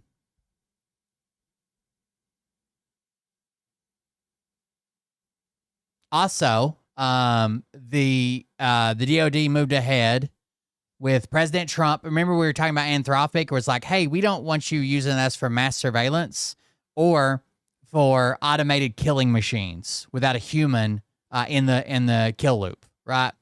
And the DOD is like, if you do that, then we're going to call you a threat to national defense. Well, they did it. President Trump ordered the U.S. government to stop using artificial intelligence company Anthropic's products, and the Pentagon moved to designate the company a national security risk on Friday in a sharp escalation of a high-stakes fight over the military's use of AI. The twin decisions cap an acrimonious dispute between Anthropic and the Pentagon over whether the company could prohibit its tools from being used in mass surveillance of American citizens or to power autonomous weapon systems as part of the military contract worth up to $200 million. The left-wing nut jobs at Anthropic, this is Trump, by the way, the left-wing nut jobs at Anthropic have made a disastrous mistake trying to strong-arm the Department of War and force them to obey their terms of service instead of our Constitution. Therefore, I'm directing every federal agency in the United States government to immediately cease all use of Anthropic's technology. We don't need it, we don't want it, and will not do business with them again. He said there would be a 6-month phase out of Anthropic's products. So they did it. This was the denial. We've already watched that. I answered. We've already watched If you're that. in the market to buy a home, this may be some good news for you. Mortgage rates start here. hit a low we haven't seen in more than 3 years. Freddie Mac just said the rate for the most popular mortgage, which is the 30-year fix, just hit 5.98%. This is the first time that mortgage rates have dropped below 6% since September of 2022. So this rate has been slowly dropping since December of 2025. Freddie Mac calculates the rate by averaging all the loan rates offered nationwide. Imagine having a fucking super nice house that's goddamn tripled in value since COVID, and you're sitting at a goddamn 3 or 2.5% rate. Over the last week. Now, in case you were wondering, at this time last year, the rate for the 30-year fixed was 6.76%. They peaked at 7.8% in October of 2023. So why is it now below 6%? Mostly because Treasury yields have been falling since early February because of the softening U.S. economy and the slowdown in the jobs market.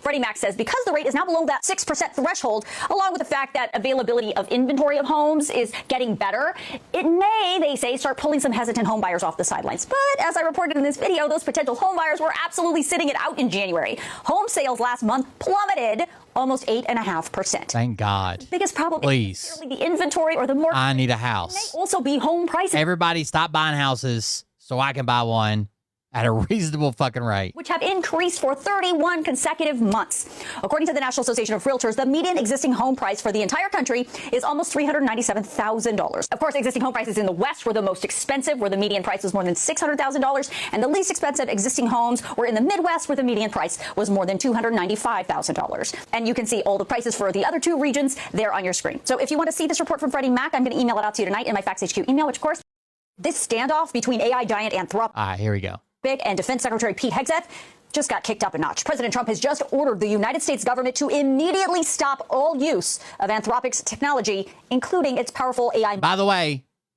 not how is MAGA going to spin this that Donald Trump lashed out and attacked and crippled a private company because he wants something they hate, robots, right? Clankers, to decide to mass surveil U.S. citizens, us, and to be able to decide when to kill people.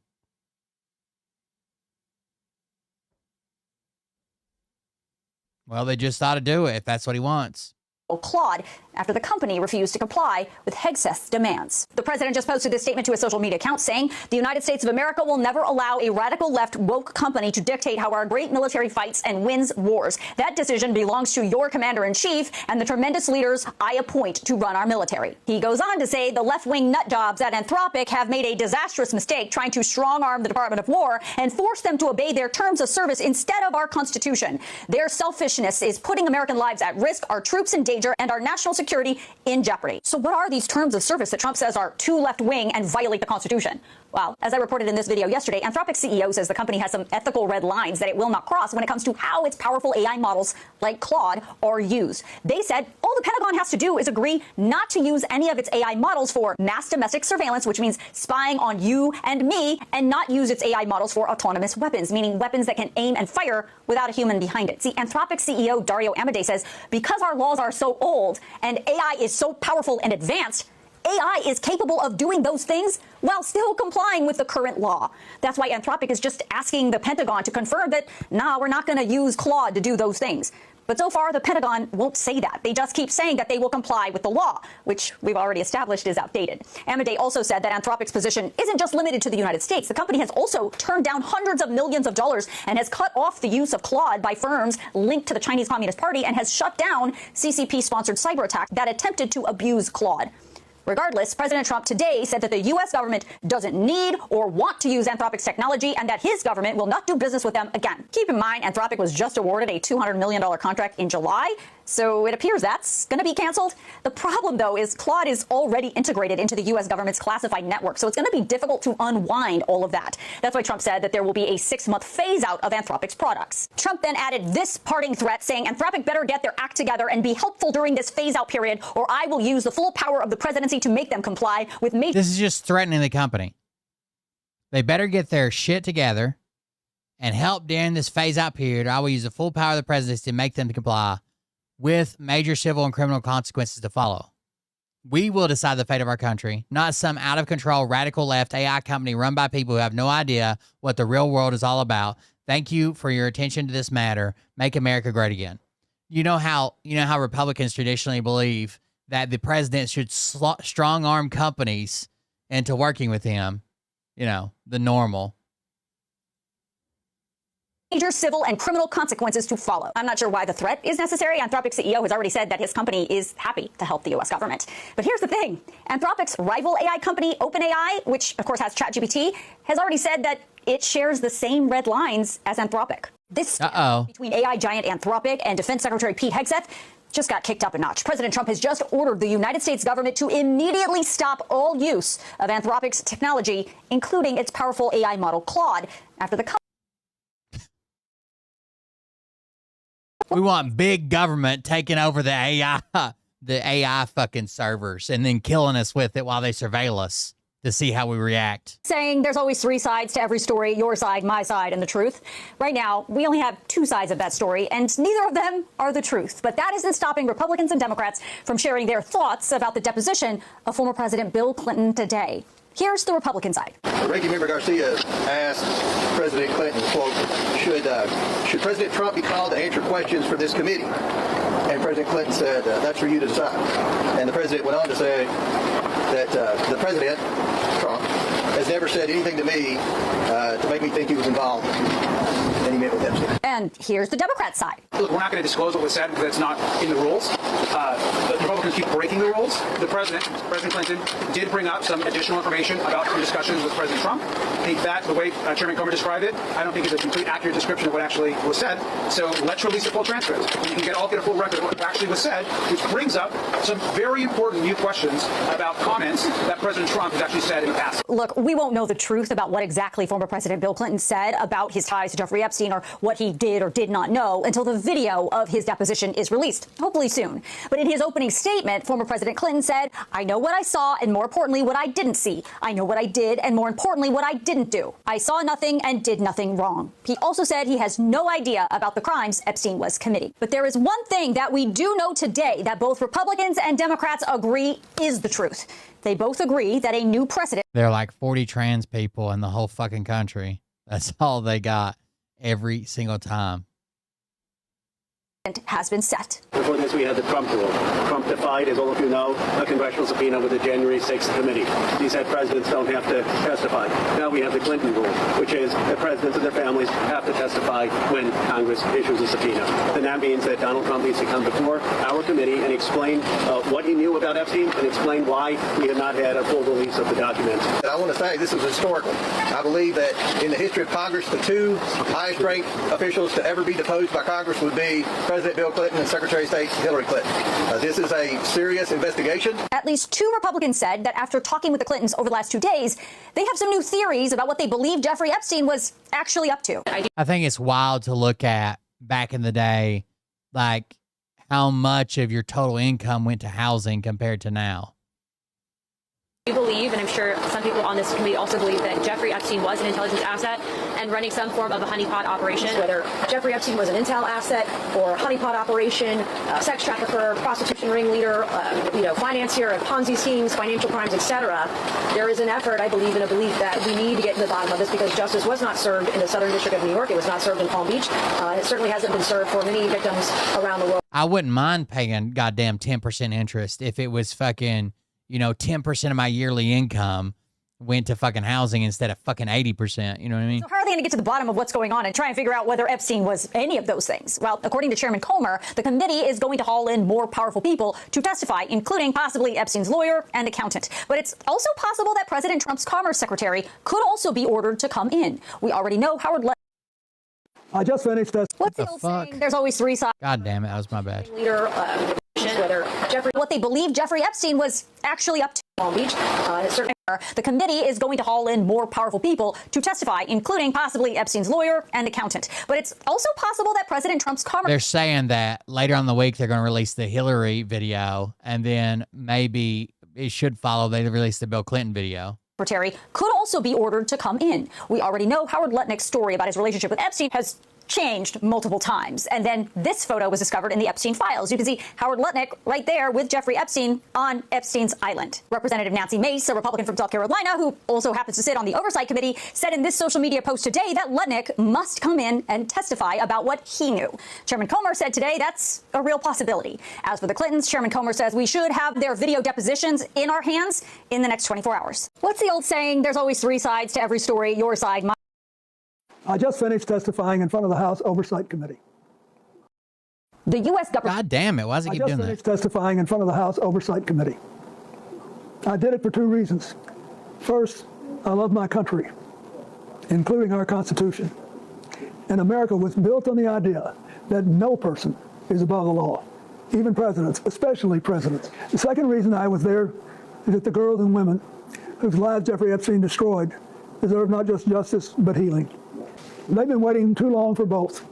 Though my brief acquaintance with Epstein ended years before his crimes came to light, and though I never witnessed during our limited interactions any indication of what was truly going on, I offered the little I do know in the hopes that it would help prevent anything like this from ever happening again.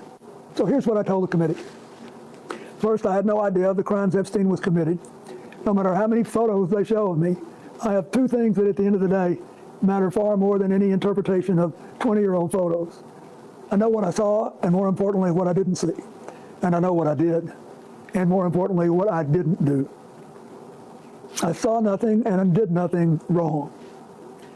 As someone who grew up in a home with domestic violence, not only would I not have flown on his plane if I had any inkling of what he was doing, I would have turned him in myself and led the call for justice for his crimes, not the sweetheart deal we got. There's zero public evidence that they ever interacted past the 2008 first conviction of Epstein, for what that's worth. But even with 20/20 hindsight, I saw nothing that ever gave me real pause.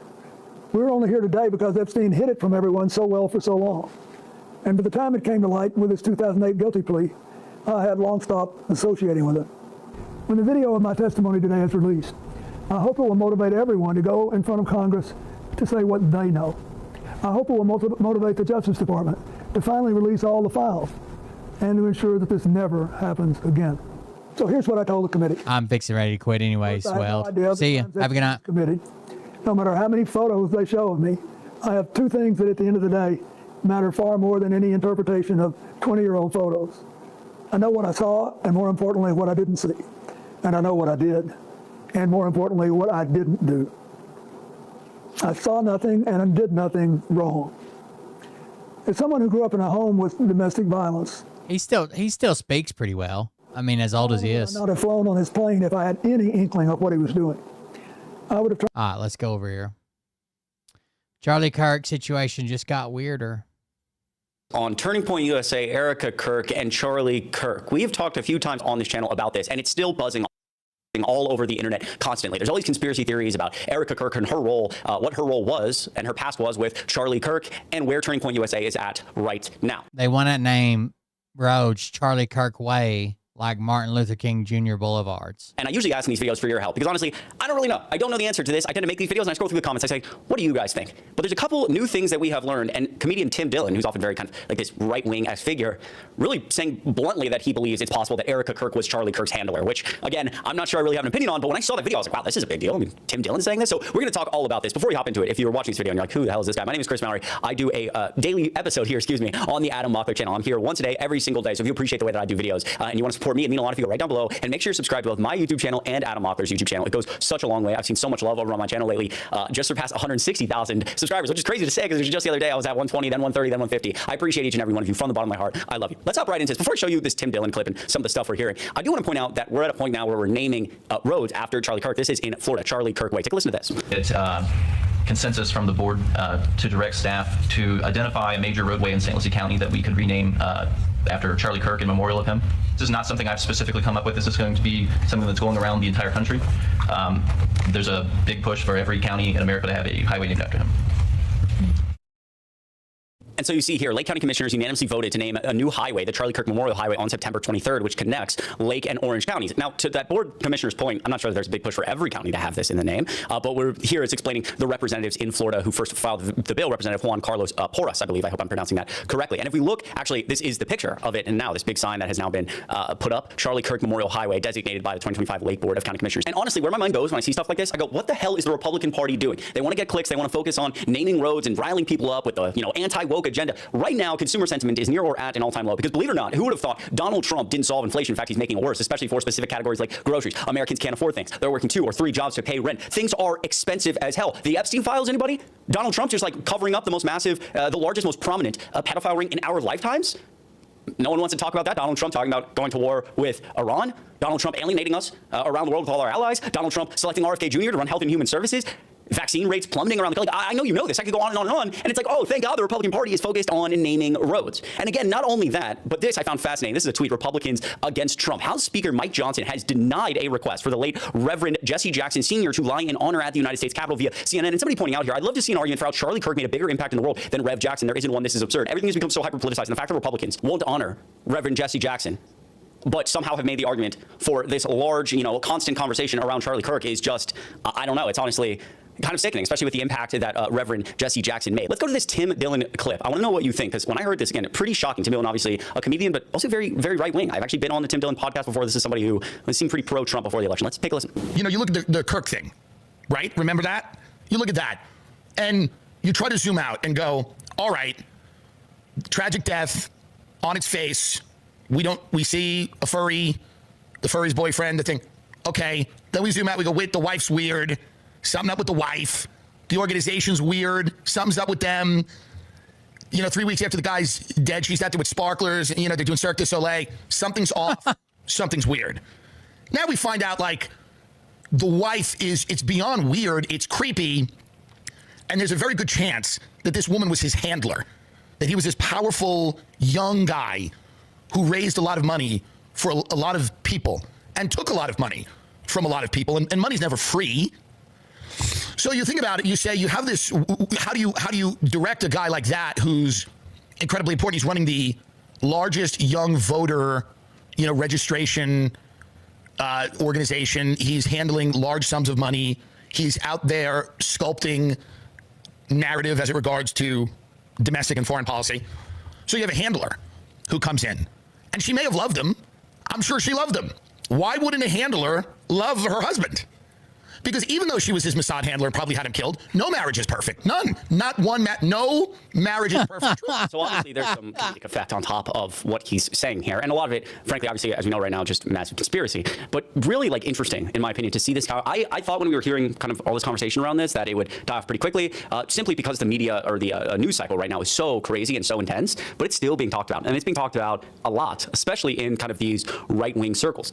Tim Dillon here suggesting that, you know, Erica Kirk is very strange and like, you know, was out there. A lot of people mentioned this as well, out there very quickly after such a tragic event with, you know, sparklers behind her and all this stuff. You can let me know what you think about that in the comments down below. Again, this may, to some people's dismay, I'm not sure I really have an opinion on all of this quite yet. That's often why in these specific videos about Turning Point USA, I go, I want to know what you guys think. I'm still crafting my opinion. That's okay. Sometimes we need that in politics these days. You got to take time to craft opinions. So there's also this other thing that's been going on with Erica Kirk, all these allegations about her texting somebody underage. Now, again, I want to preface, I've seen no confirmation that this is real, but I saw that it was getting a lot of buzz, and I found a TikTok on it, so take a listen. Erica Kirk, what were you doing with this little girl? Because why is a grown woman texting a 15-year-old, your eyes, your lips, your skin? It gets worse. Erica was 25 at the time, and this girl was a sophomore in high school. Yes, it's the right Erica. Give me a sex. Wow, sex too, but not from you. I don't bat for the other team just yet. Again, this is a 15-year-old. No alcohol, you don't want to look loaded. No alcohol, really, Erica? Age recognition, you twat waffle. You don't say. Here's Erica telling this 15-year-old she wants to touch her butt for Valentine's Day. Here, the girl says that Erica is her mentor. After all her posts with her mentor, Erica Kirk, she then starts posting about an Uncle Jeff who wants her to work at his friend's marina. She says, meeting my uncle in 2012 is one of the best things that ever happened to me. He starts giving her money, paying for vacation, taking her friends out on boats, sending weird texts, acting like he wants to date her. Here's a weird one. Uncle Jeff has a crush on my friend. Maybe that Uncle Jeff is a coincidence. I don't know. But regardless, we want answers, Erica, because what the fuck is this? Fascinating. Again, I have searched for any type of, you know, for conversation on this or any type of confirmation or denial that, you know, obviously those texts are very explicit. And so it's like, wow, do we know anything more about this? Again, let me know if you've heard anything. Unfortunately for Turning Point USA, with all of this controversy and their, you know, alternate halftime show, things have not really been picking up, especially for people associated with Turning Point USA, Kid Rock. He sold less than 200 tickets for a show in Pennsylvania and is at risk for cancellation. This for June 20th, 2026. I mean, wow, got a lot of seats. They already had to cancel a few of these for just general admission. Anyone want to go? I'm just kidding. I'd probably pay $60 to not go. Like if it was a choice between like paying to not go or I get in for free, Kid Rock, I'd probably pay to stay home. Who's Kid Rock? Anyways, looks like Turning Point USA halftime show did nothing for his career. It certainly didn't do anything. The lip syncing was terrible. What else is Turning Point USA up to these days? Well, watching the Olympics and doing lib buzzword bingo. Because again, that's what's important.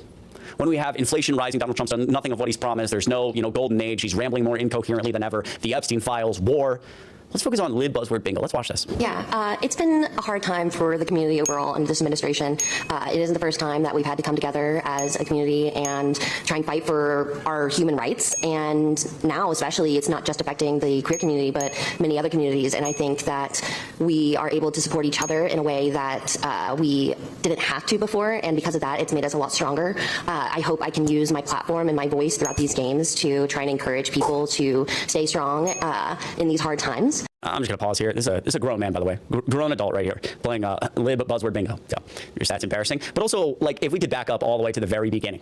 This is so stupid. Why is community this is such a, like, self-own in a way. Lib buzzword bingo, community, hard times, support.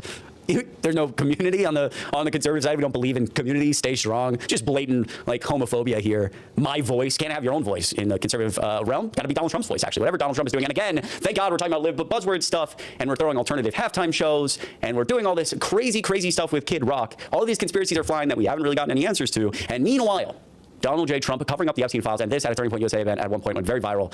Donald Trump, that girl appears to be very young. Remember, this is someone who's best friends with Jeffrey Epstein, and the American people know it. Let me know what you think of all this in the comments down below. Again, I want to hear your thoughts. I really appreciate you watching this video. Truly, it means the world. I'm so grateful for each and every one of you. Once again, my name is Chris Mowry. I do a daily episode here on the Adam Locker channel. Make sure you are subscribed. Have a good rest of your weekend into the new week, and I will see you in the next video. Fucking wild, man. Wild. Oh, what's this?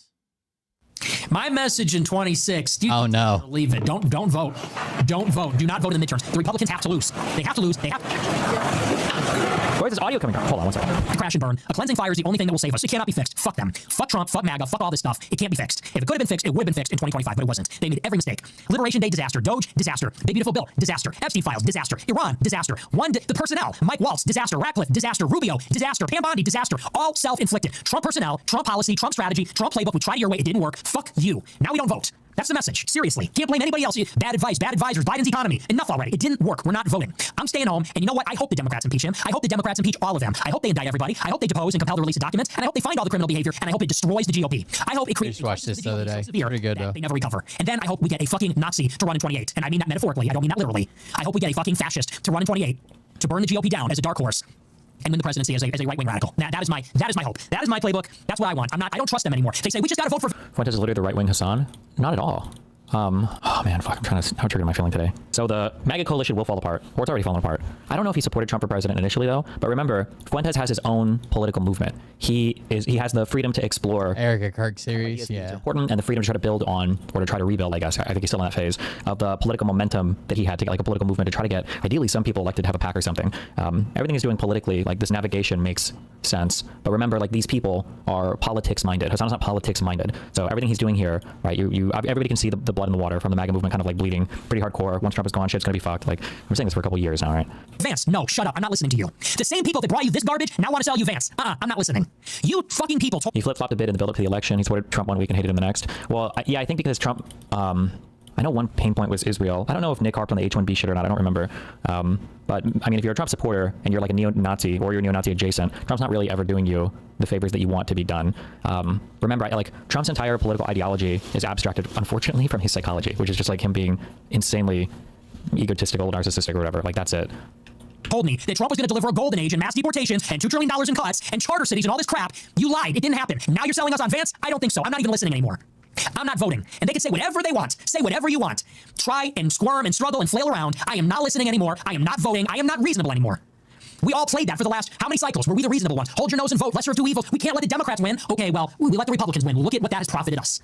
I know it's profited Israel. I know it's profited Silicon Valley and Wall Street and the rich. What good is that doing us? What good is that doing any of us? You think this will actually impact the Republicans at all? How much influence does Nick have? Still not much, I wouldn't say. I don't think that this necessarily impacts the Republicans. This is more responsive to the negative impact that Republicans are having. Remember, regardless of what people say, there's going to be a huge power vacuum once Trump is gone, and there are like people who know this and who want to position themselves to try to absorb all of that empty space afterwards. And Nick would obviously like to be that for sure, but I don't know. In terms of like having like politicians, like lawmakers elected and everything, I'm not sure. They live in cities like Chicago or New York or LA or even the red states for that matter. It's not doing us any good. Ken Griffin, Trump's boy, is down there in Miami, back in the Democrat mayor over there. I'm out. You lost me. I voted for Trump in 2016 because Trump was an outsider. Because Trump was a disruptor. Trump was going to destroy the establishments of both parties. That's not what he is anymore. And that's not what Vance is either, by a long shot. We need something else. I don't care where it comes from. I don't care who it is. Would you say that Nick separating himself from the Republicans will drag them further right? I don't think we're not like in a left-right paradigm anymore. Not with the current MAGA movement. These guys are not. MAGA is not like. I don't know where MAGA is. Or maybe could you argue they're like third position? Like it's just hard because they have no consistent policy platform. Like Trump could come out tomorrow and say, how many gun manufacturers are European? Like Glock is that's an Austrian company, right? H&K, like all these other HK. I don't know how you say this. Like Sig Sauer, are these American companies? Sig Sauer, what the fuck kind of name is that? That can't be American, right? Sig Sauer is not an American company. Swiss. Oh yeah. Like I wonder if Trump could come out and talk about how Europeans are killing Americans with guns more than fentanyl people are, so we need to like ban guns, or we need to heavily restrict guns because so much of them come from probably producers or manufacturers. I wonder if Trump could like get a gun. He took bump stocks without any of his followers saying a single fucking word. Well, you know, like I'm just saying, I don't think the Republican Party has like any principled positions on fucking anything right now. So when you ask me, you know, like, could he pull them further right from what? I don't even know where they're not even on the spectrum right now. Again, I said I don't like bump stocks. I think they're gimmicky, but I still don't think we should start walking down this road of accessories and whatnot, banning them. But tariff shit is just crazy weird. Like, not MAGA. How you got them all to accept what's essentially like a shitty version of a value-added tax, a national sales tax. All options are on the table, other than voting for the GOP. The definition of insanity is doing the same thing over and over and expecting a different result. Is that not what we have been doing? Republican in 16, 18, 20, 22, 24, 26. At what point do you say, let's try something else? We tried it that way. Name an American gun company. I feel like my shotgun, Browning. Isn't Browning? Or Winchester? I don't know, are they? Remington? Colt, Smith & Wesson. Oh, Smith & Wesson. Is Hassan just a normal champagne socialist? I feel like your critique of him is more than that, but that's sort of the takeaway I come from. I mean, a little bit, but Hassan just doesn't play. They're not playing the game of politics. The lefties don't play politics. They just wear the aesthetic of politics and they play social media games. That's it. Oh, I retweeted it. This was a good ass tweet. This struggle against the left flank from center's working class politics has been ongoing for far longer than these last election cycles. RIP, Jesse Jackson. Does Hassan hate MLK? Wasn't MLK like kind of an Israeli or an Israel simp? Has Hassan ever talked about that before? I don't give a fuck what black people care about. The Democratic Party literally is going to fucking lose, even if they don't lose, move the country to a significantly more right-wing position. Oh, black people care about this, black people care about that. Like, shut the fuck up. That's not how politics works. I hate that. I hate this, like, shield, okay? I hate this fucking idiotic shield, okay? Oh, well, Hassan, how dare you? Like it or not, black people care about this issue. It's like, it's such a fucking stupid stance, okay? I don't give a fuck what black people care about. The Democratic... King. Ally. What an ally. All right, guys. I think that's it for me tonight. Thank you all for joining us. Thank you for being here. I appreciate it. We did a couple hours tonight. Thank you for the support. Thank you for the donations. Tomorrow, me and Mariah is going out to do something. We might stream while we're out. I don't know that I'll do a regular show, but we might stream while we're out if you guys want to. Yeah, thank you all for joining us. Thank you for being here. Thank you for the donations. Thank you for watching. Listen to me, bitch. I appreciate it. Remember, please, if each one of you tells 5,000 of your friends, maybe I can afford a house next year. And if we're not working together, then what are we even doing? Thank you all for joining us. Thank you for being here. I'll see you on the next one. Have a good night. Love you. See you. Bye. I don't think we're going to the casino, but we'll probably go get something to eat and do something. I don't know. This particular show. Try to find something fun. Her grandpa's back home now. People on this planet. Yeah, he's back home. Tell them exactly who they are. Her pap. The rest of the world. You don't have the fucking balls. You don't have the balls. Okay, Scott. Every person tell 5,000 of your friends to come join us, watch the ads, and make donations. And then maybe I can get a double wide or a single wide in a park somewhere next year.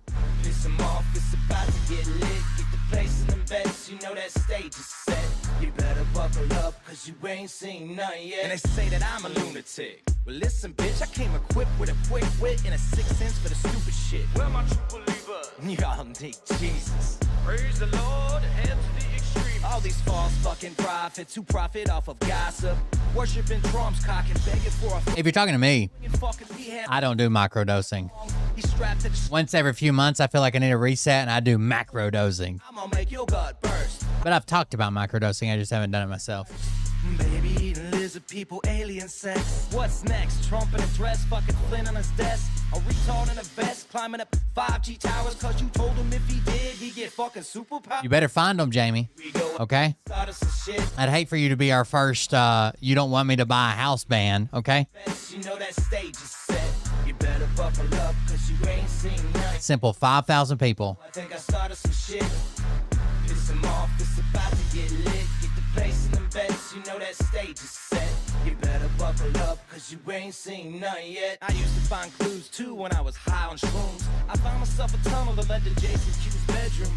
Open his closet, I found some of his meat rockets. I strapped it to my Yes, pretend it's a Mormon thing. an orbit strapped to an F-16. High on amphetamine, with Trump in between. Put on a light coat of baby oil and saluted the troops. He tapped me on the shoulder and said, "This is gonna be it." Whoa, wait. Stop. What?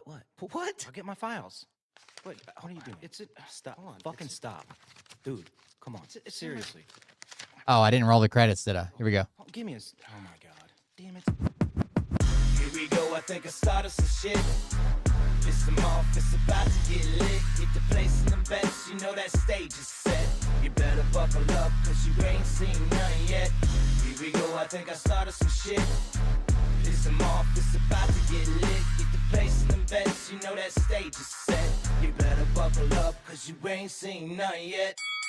Round 3. Down goes Nino. Please say it isn't so. Got him backed up on the ropes, trying to ram it down his throat. Now things are getting rocking. He was doing so well. It's all over. Hands on his shoulders, they ringing his bell. You got Frog News Network doing no damn research. They be working copy on cocks that came first. 9th inning, second string, and they acting like they know hitters. Assholes throwing bullshit and runs to the shitter. All this nonsense on my conscience, it's hard to sleep at night. Who the fuck is in my window with this time of the night?